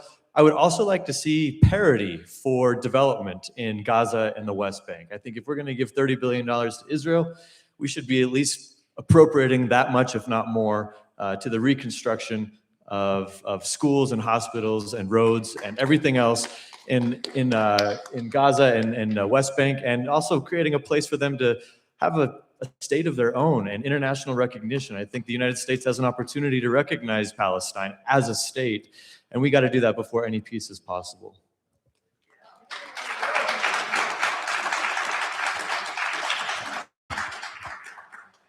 Israel is not a real country. It is an evil and deeply fascistic economic arm of the United States capital interests. All that happens with Israel is money from the United States billionaire class goes over there in order to continually fund the military-industrial complex to have forever wars in the Middle East. The truth is that we need to embargo everything to Israel until they, I wish I even had words to say this, until they stop being evil, fascistic cretins. They fundamentally want to create an ethno-state, and they want to create forever wars in the Middle East to continually fund military contractors. I mean, look at what happened with Jeffrey Epstein telling the previous prime minister of Israel to fund Palantir heavily, and now Palantir is being tested in Israel in order to, push military ends, right? So time's up, but that's my take. Thank you. We should be building schools and building hospitals and building infrastructure here in America rather than bombing it overseas. I think that's a core tenet. There's a direct trade-off that we make as we fund genocide in Gaza that takes away from our communities here in Utah and across the country. I ran a bill this year that came out towards the end of session about repealing Utah's anti-BDS laws. I think I actually had a Republican lobbyist come up to me after that bill came out that said, "Thank you for running that. I have signed those contracts that limit my free speech from engaging in the sort of things that I want to be saying in my community." So this is not even a partisan issue at this point. We need to be really focused on allowing people to speak up about these issues, because whether it's here in Utah or across the country, around the globe, people have been suppressed, and it is time to end that sort of crushing of our free speech. So there's so much we could be doing. We need to defund all of these efforts to Israel right now, whether it's offensive or defensive weapons. I'm fully supportive of extricating ourselves from the situation and finding a better way forward to create a lasting peace.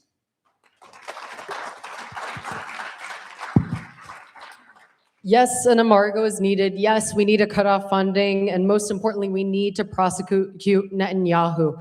He is wanted internationally. He's wanted in Israel. He's wanted even here in America because he has cost American lives. We are also losing a war that is unjust, and it is a genocide completely and thoroughly. It's not just about sanctions on Israel. It's also about rebuilding and creating reparations to Palestine. Palestine and Palestinians need access to immediate aid, housing. Our kids, their kids, need access to schools and opportunity, and we need to make anti-BDS laws possible. We need to protect our First Amendment rights here. It's insane to me that South Africa has more impunitive acts than America does. We should be the ones that are leading this fight and making sure that Netanyahu and the rest of Israel faces prosecution.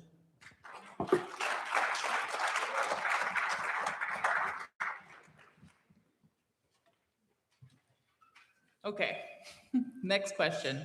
This is for Eva. This question is based on ICE and policing. The shifting nature of U.S. immigration has long been manipulated to cast specific groups as bad guys or scapegoats for societal, economic, and security anxieties. Starting with anti-Semitism, this definition of in-groups and out-groups moved swiftly through immigrant communities, including Irish Catholics, Italians, Japanese, Muslims, and South Asians, and Mexicans, just to name a few. Indeed, one wonders what constitutes.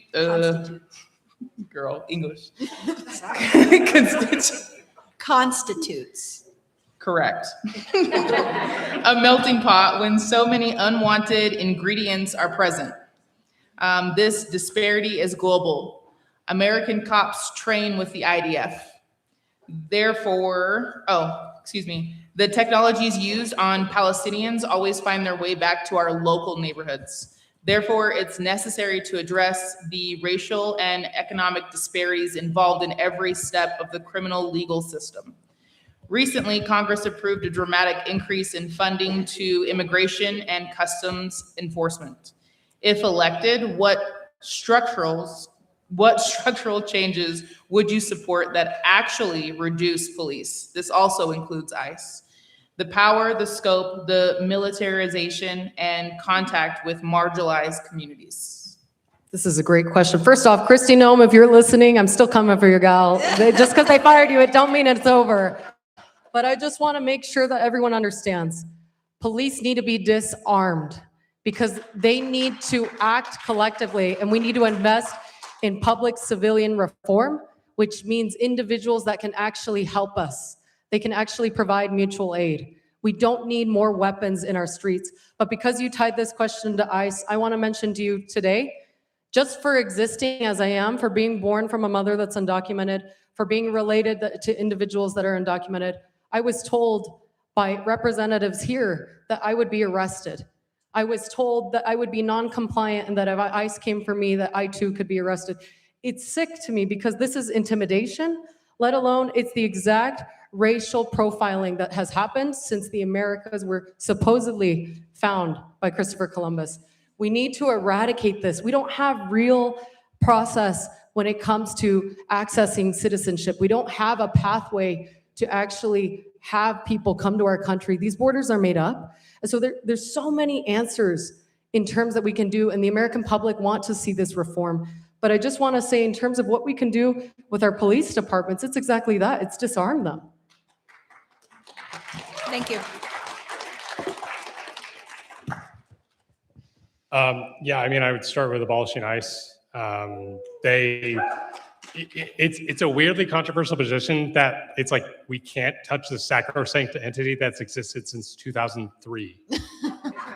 Like it wasn't James Madison plus ICE. So yeah, I would abolish ICE. I completely agree. Like our police, they're in our cities and they're jacked up like, you know, military. They're jacked up like teenagers playing Gears of War. Like they're wearing bulletproof vests. They've got assault rifles, they got tanks, like that's insane. That's not community policing. That is, they're treating these cities like occupied cities, and that's what they're doing. I would ban masks for all federal, state, local police officials. Like that, again, sunlight disinfectant.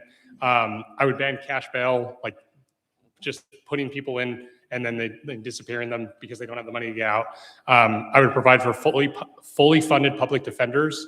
And I would provide for, again, more judges, both just standard civil judges and then immigration judges to clear the docket and get people out of just like a holding pattern waiting for justice.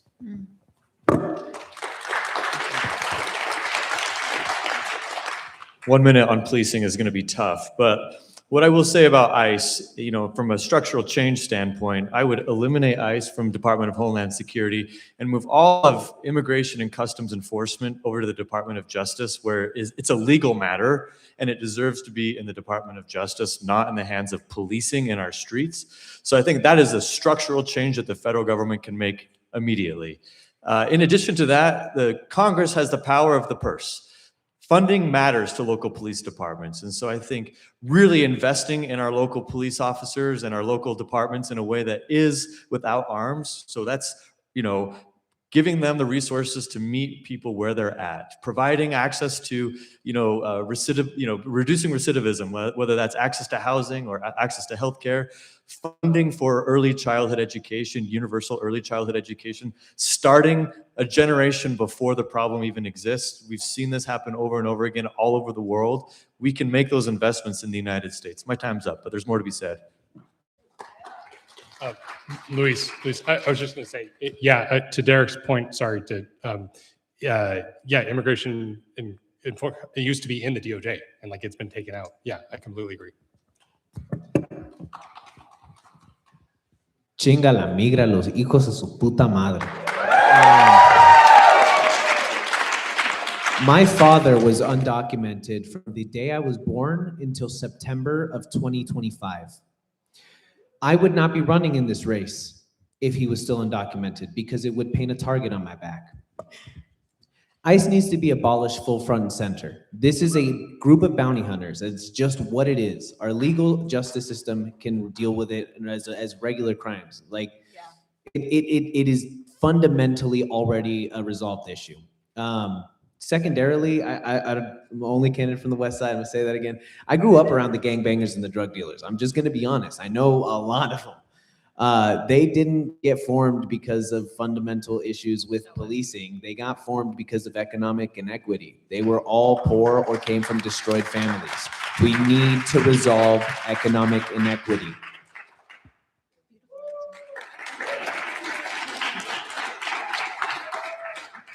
Yeah, Luis read part of my pen here. You can't read it, but it's, yeah, there you go.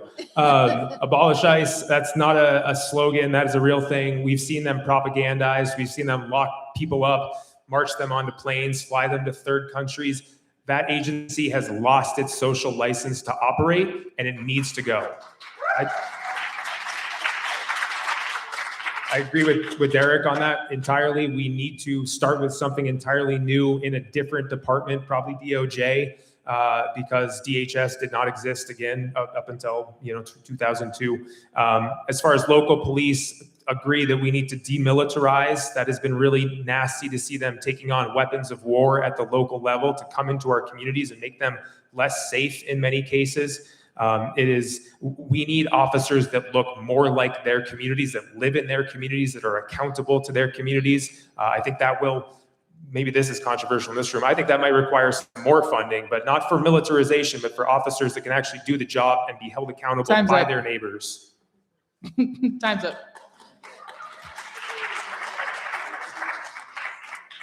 All right, everyone, we have arrived. It is the last question of the evening. I know. We wish it could go on forever, but here we find ourselves. Luis, this last one is directed to you. Yeah. Approximately 1% of Americans identify as transgender. On his first day back in office, our current president issued a sweeping order that the government would recognize only two unchangeable sexes, female and male.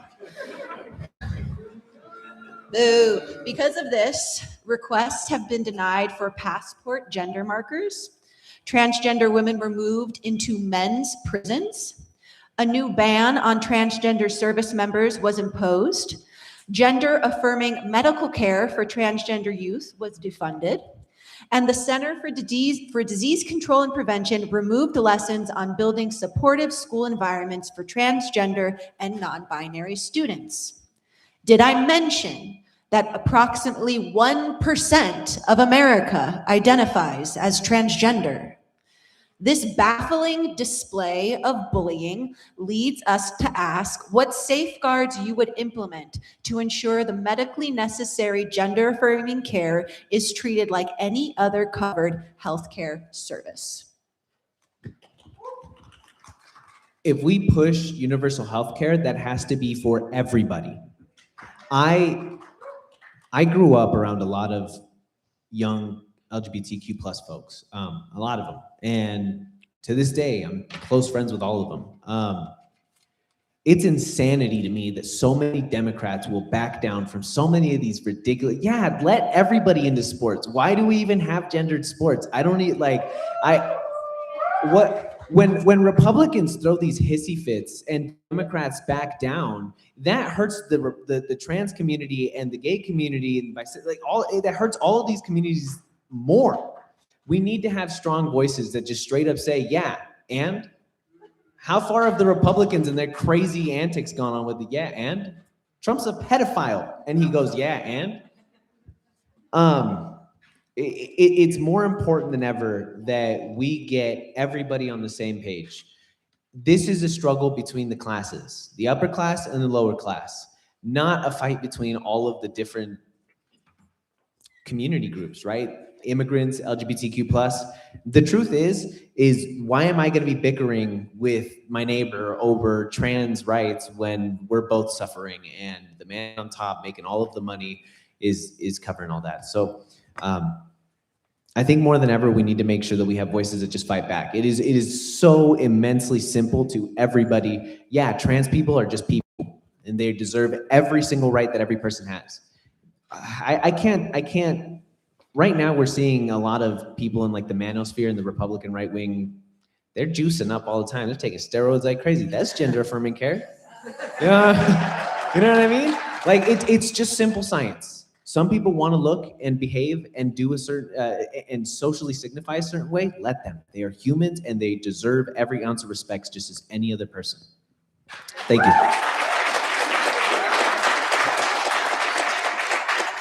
Nate.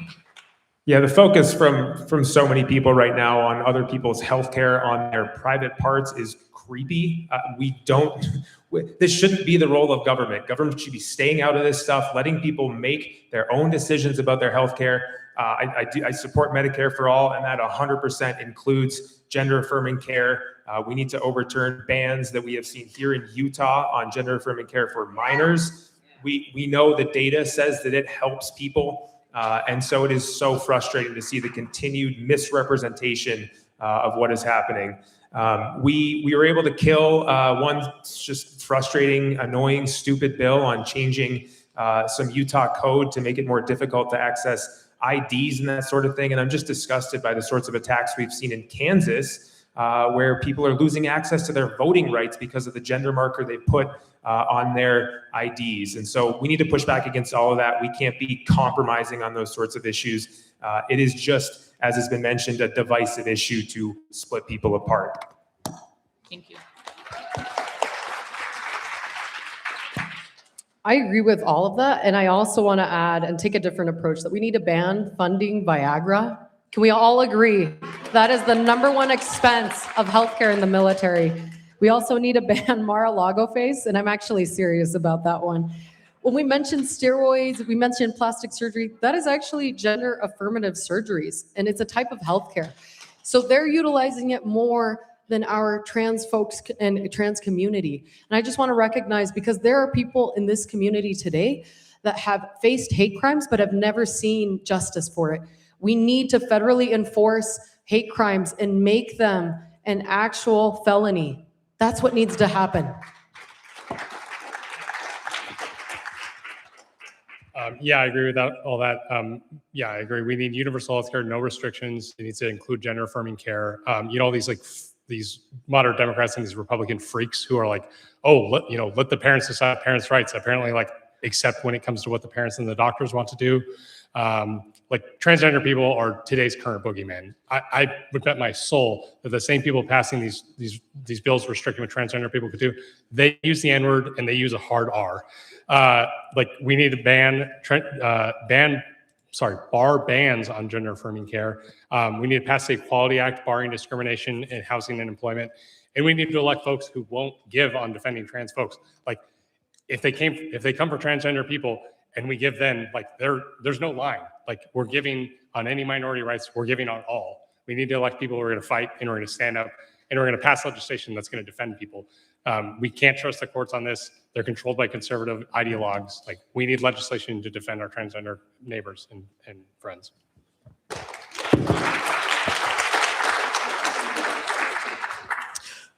I was 15 years old when I came out of the closet, and in the suburbs of Salt Lake City in 2003, 2004, it wasn't easy to be a gay person. When people who I grew up with turned their backs on me, it was the trans community and other members of the LGBTQ groups that embraced me wholeheartedly, created a safe space for young queer people. And one thing I have to say is that the elites are worried about the wrong 1%. You said that we went from 15 billionaires to 1,000 billionaires in the last couple of decades. We're worried about the wrong 1% here. It's all a distraction. And honestly, more than cruel, it's criminal. The way that they are passing laws that are affirmatively harming young kids, not only from the sports side of things, but their healthcare and reducing access to life-saving treatment. It's criminal, and I think that they all need to be prosecuted. Appreciate you bringing up the Equality Act. I think that's a no-brainer. Congress needs to pass that immediately. And then back to what Luis mentioned about universal healthcare. Universal healthcare with the right to privacy would mean that everybody has access to the treatment that they need in order to stay alive and to stay healthy. And of course, I assume everybody on stage would support all of that.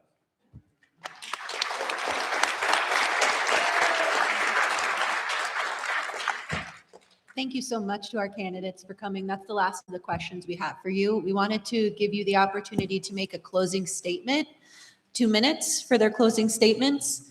And we'll just go down the line, starting from Nate. Thank you. This has been fantastic. I mean, these questions are like in-depth and really important issues that we're going to talk a lot more about as this goes on. So I'm really excited to be running in this campaign. I think what we have to focus on is this is a new district for our area.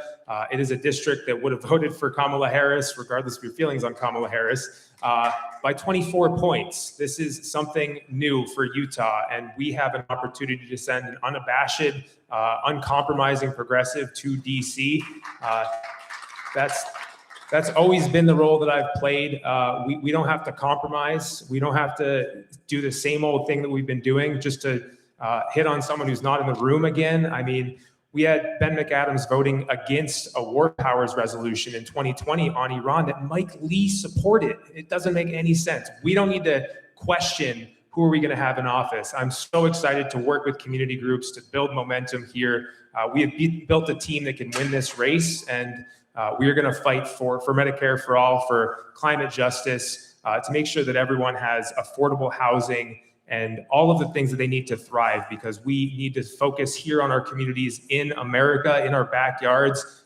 We need to rebuild our capacity to do diplomacy and humanitarian aid overseas, and to bring back all of that funding that we're dropping bombs on Gaza and in other nations to actually rebuild our communities here in Utah after COVID, after all the struggles that folks have been in over Trump's terrible economy and all the stupid decisions he's making. It's time to invest here, and I'm excited to work with folks in this room to get that done.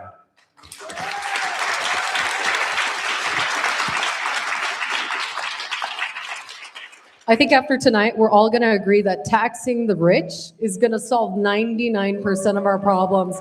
So I just want to reinforce that again, that it's taxing the rich, but it's also making sure that we hold them accountable, because justice is needed for us to continue to invest in our community in this democracy. I just want to say thank you again to the BLM, to the 71% Coalition, to other organizations that have helped out and volunteered and have made sure that these issues are at the forefront. Thank you so much for coming out and taking this time. We have the opportunity to not just invest in making sure that this is a district that's represented by a progressive, but also recognizing that we have the opportunity with population growth, with the upcoming census, to have a regional play where we can strategically run other progressives. You don't have to be a Democrat. Maybe it's Democratic Socialist like we have mentioned here tonight. And this is a district that has majority West Side representation. It's a district that has majority female representation. It's a district that has queer individuals. It's a district that has about 26% Latinos in the district. We need to remember that it's more than just East Siders voting, and we need to work collectively as a community, because what we have today is outstanding. It is the type of corruption that eliminates funding for healthcare to fund ICE. It is the type of corruption that puts the 1% on top. And I'm tired of it. I'm running in this race because I wanted to make sure that people like my grandmother could be represented, because she deserves a pathway to citizenship, just like we each deserve healthcare, education, and opportunities. What we need today is to make sure that we have federal policies that engage us and that make sure to represent our working class families. You can learn more at avaforutah.com, and I hope to meet you outside. Thank you.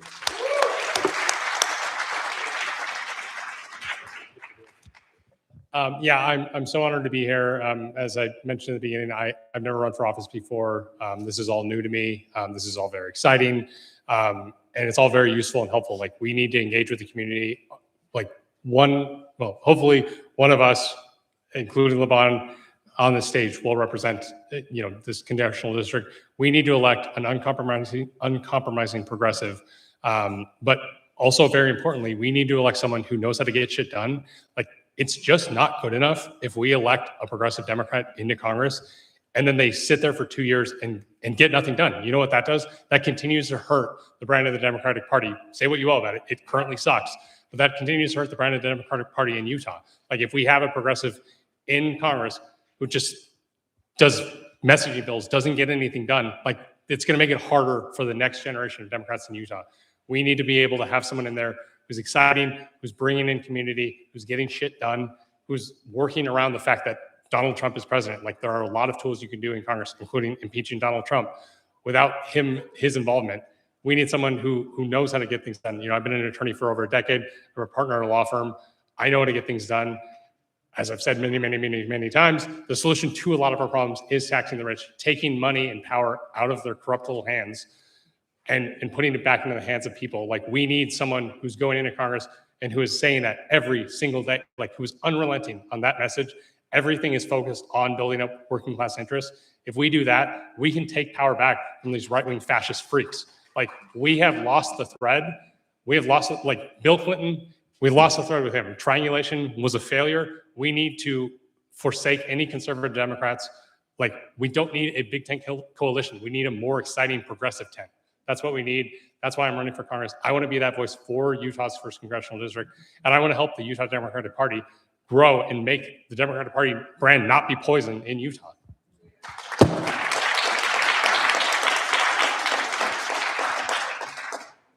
I want to thank the 71% Coalition and Black Lives Matter and all the other groups that joined to pull this incredible event together at our public library, by the way. And I want to thank all of you for showing up, for real. I think, we need more people to engage in the process right now. And I'm really empowered by seeing so many people show up here, and I'm sure a lot more online. And so our system works best when a lot of people jump in and participate. And so we need you now more than ever. And I want to thank all the other candidates for throwing your hat in the ring as well. Look, I've spent my whole adult life fighting for Utah. Of course, my marriage case that I mentioned, but starting and running a small business is no easy feat. It's a lot of work day in and day out. When I was on the city council, the same seat that Ava holds right now, I was able to lead and pass a historic $21 million set aside for affordable housing. Nothing like that had ever been done in Salt Lake City's history. And we were able to get it done because we were creative. When I was in the Senate up against the Republican supermajority, I was able to get things done on making phone calls affordable for our inmates. I was able to move the needle on Medicaid expansion. I was able to push forward the idea of the national popular vote and many others. There are ways to get things done even when you are in the superminority. I spent my most recent 3 years serving in DC, where I was able to focus primarily on global trade. You think of everything that's going on with tariffs and global trade right now. I was in an administration that was relatively productive on global trade. We got a lot of supply chain issues here. We've got a lot of competition with China when we're talking about critical minerals, when we're talking about domestic manufacturing and making sure that we reshore the industries that we depend on every single day. We got a lot of work to do. We've spoken about a lot of really important social issues tonight. We need somebody in Congress who can lift up the Democratic Party in Utah, create a big bench and a big vision for what's possible. And we need somebody, in fact, we deserve to have a Democrat that's progressive and that gets things done. I'm that candidate, and I'm really excited to be here tonight, and I look forward to earning your vote this year.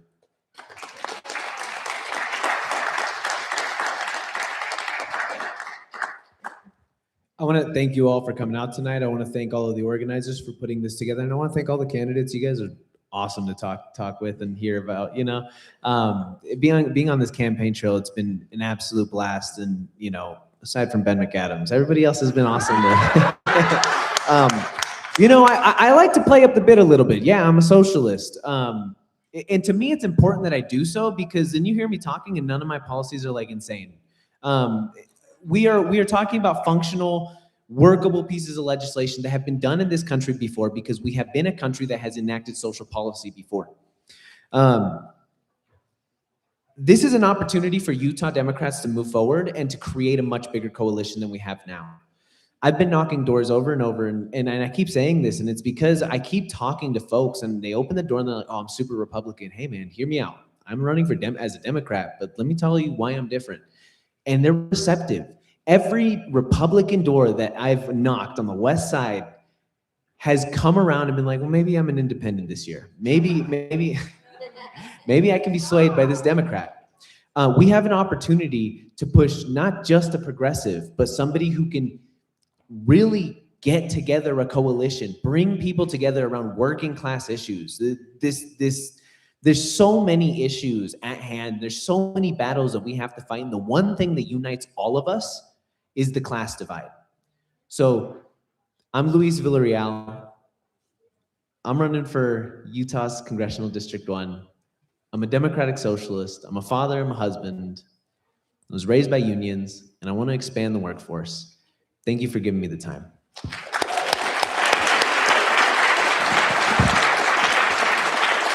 Can we have one last round of applause for all of our candidates for showing up for us tonight?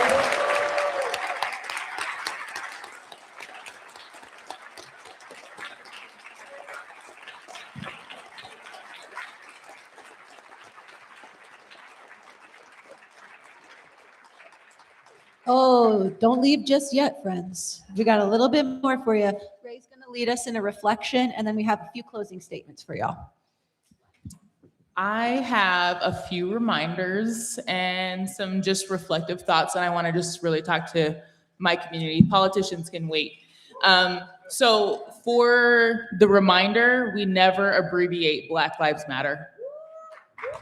Yeah. And then some of the reflection I just want to point out to you is it's okay to ask the hard questions. Let's continue to ask these hard questions because they're not hard if they impact us every single day. Let's not hope that this is the last place that we hear these hard questions being asked and answered. So now you know their names, you know their faces. I need you to reach out to them and go beyond that hard question. They talked a lot about introducing reform. I want you to ask them, what does reform look like? You deserve more than reform. We deserve more than police reform. We deserve the abolishment of it all. So I need you all to now, you know their faces, you know their names, get their contact information, and go beyond the hard question. Ask them how they're going to actually build that structure that was included in their answer. We did hear a lot of answers tonight, but let's get the blueprint out. So I encourage you all to do that starting now. Cool? Yes. All right, really quickly before you go, raise your hand if you're on our mailing list. Guys, you're hurting my feelings. Well, if you want to know about other events such as this one, or perhaps delegate trainings, other community events hosted by the 71% trying to get you in contact with your politicians, I highly recommend you go to our website, 71percentcoalition.org, and join our mailing list so that you can be in the know. Okay, a weird question. Raise your hand if you are 22 or under. Okay. On a good day. Okay. Raise your hand if you're 18 or under. Okay. Yo! We love to see it. We love to see it. How many adults in the room have access to an 18 or under or a 22 or under that are not here today? Okay. I highly encourage you to bring your kids, to bring the young people to these things. Everything that we're discussing here is going to affect them more than anyone else in this room. All right? They're inheriting all the problems that we are desperately trying to fix right now. And their opinions, their thoughts, their energy, their direction, we will be nowhere without them. All right? They have time, they have creativity, and they are not bound by the expectations of what already exists. Okay? So bring your kids. Bring your youth. They need to be here. They need to be a part of this. They need to be understanding these questions. They need to be asking these questions. We want to take this opportunity to remind everyone that caucus night is Tuesday, March 16th. If you have the capacity. 17th, yeah. It's the 17th. It's the 17th, according to several people I trust. It's the 17th. If you have the capacity to become a delegate, please do so. More information on becoming a delegate is in our zine, which is for free online. You can buy it at the door. Follow us on Instagram. Don't miss the next town hall, guys. Don't be a loser. Finally, we have to take a moment to acknowledge everyone who helped plan and host this event. There were so many people behind the scenes making this happen. We want to thank my wonderful co-sponsor, Ray Duckworth from Black Lives Matter. From Green Wave, Utah, we want to thank Kelly Ann Ward and Kenneth Charlety. I can't say your last name, babe, but there's love there. From CWA 7765, we want to thank Jessica Stauffer and Egan Ferguson. From Healthcare Workers for Palestine, we want to thank Jill James and Ambreen Khan. From Salt Lake Artists Against Genocide, we want to thank Sarah Anderson, Mashandi Sharhan, and Mia, whose last name I don't know. Maya Ko. Thank you, Mashandi. And from Bakers for Palestine, we want to thank Kate Burnett. And from Utah Juice for Palestine, we want to thank Ileana Raskin. We also want to thank a big, big thank you to Colin Williams up the back from the Church of Protest for being our tech guru, for doing the live translations, for doing the live stream. We love you, Colin. We couldn't do this without you. We want to say a big thank you to Fane for providing refreshments. She is constantly doing mutual aid with all different kinds of communities. Please check out her Instagram, KUISMOM97. And then finally, a big thank you to all the ushers and our security team for keeping us all organized and safe. Thank you so much. Oh, and our ASL translators, of course. And finally, from the 71%, I have to thank Bronwyn Cox. I have to thank my dad, Mustafa Khader, whose unwavering politic brought us to tonight. And to Gail Bowling, who quite literally is the glue holding everything together. And finally, and most importantly, thank you to all of you for showing up. It means the world to us. Thank you so much, everyone. Good night.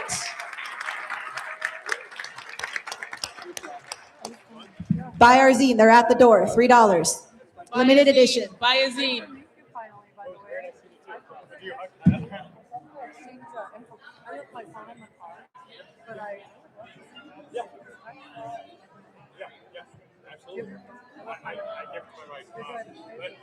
We're all finding the message. Yeah, you can find me. I can also just. There, that's, yes, thank you. My brain's like running so fast. No, too much. I'll text you. Yeah, absolutely. No, That was amazing. I have a friend that's a tax attorney. okay. Thank you.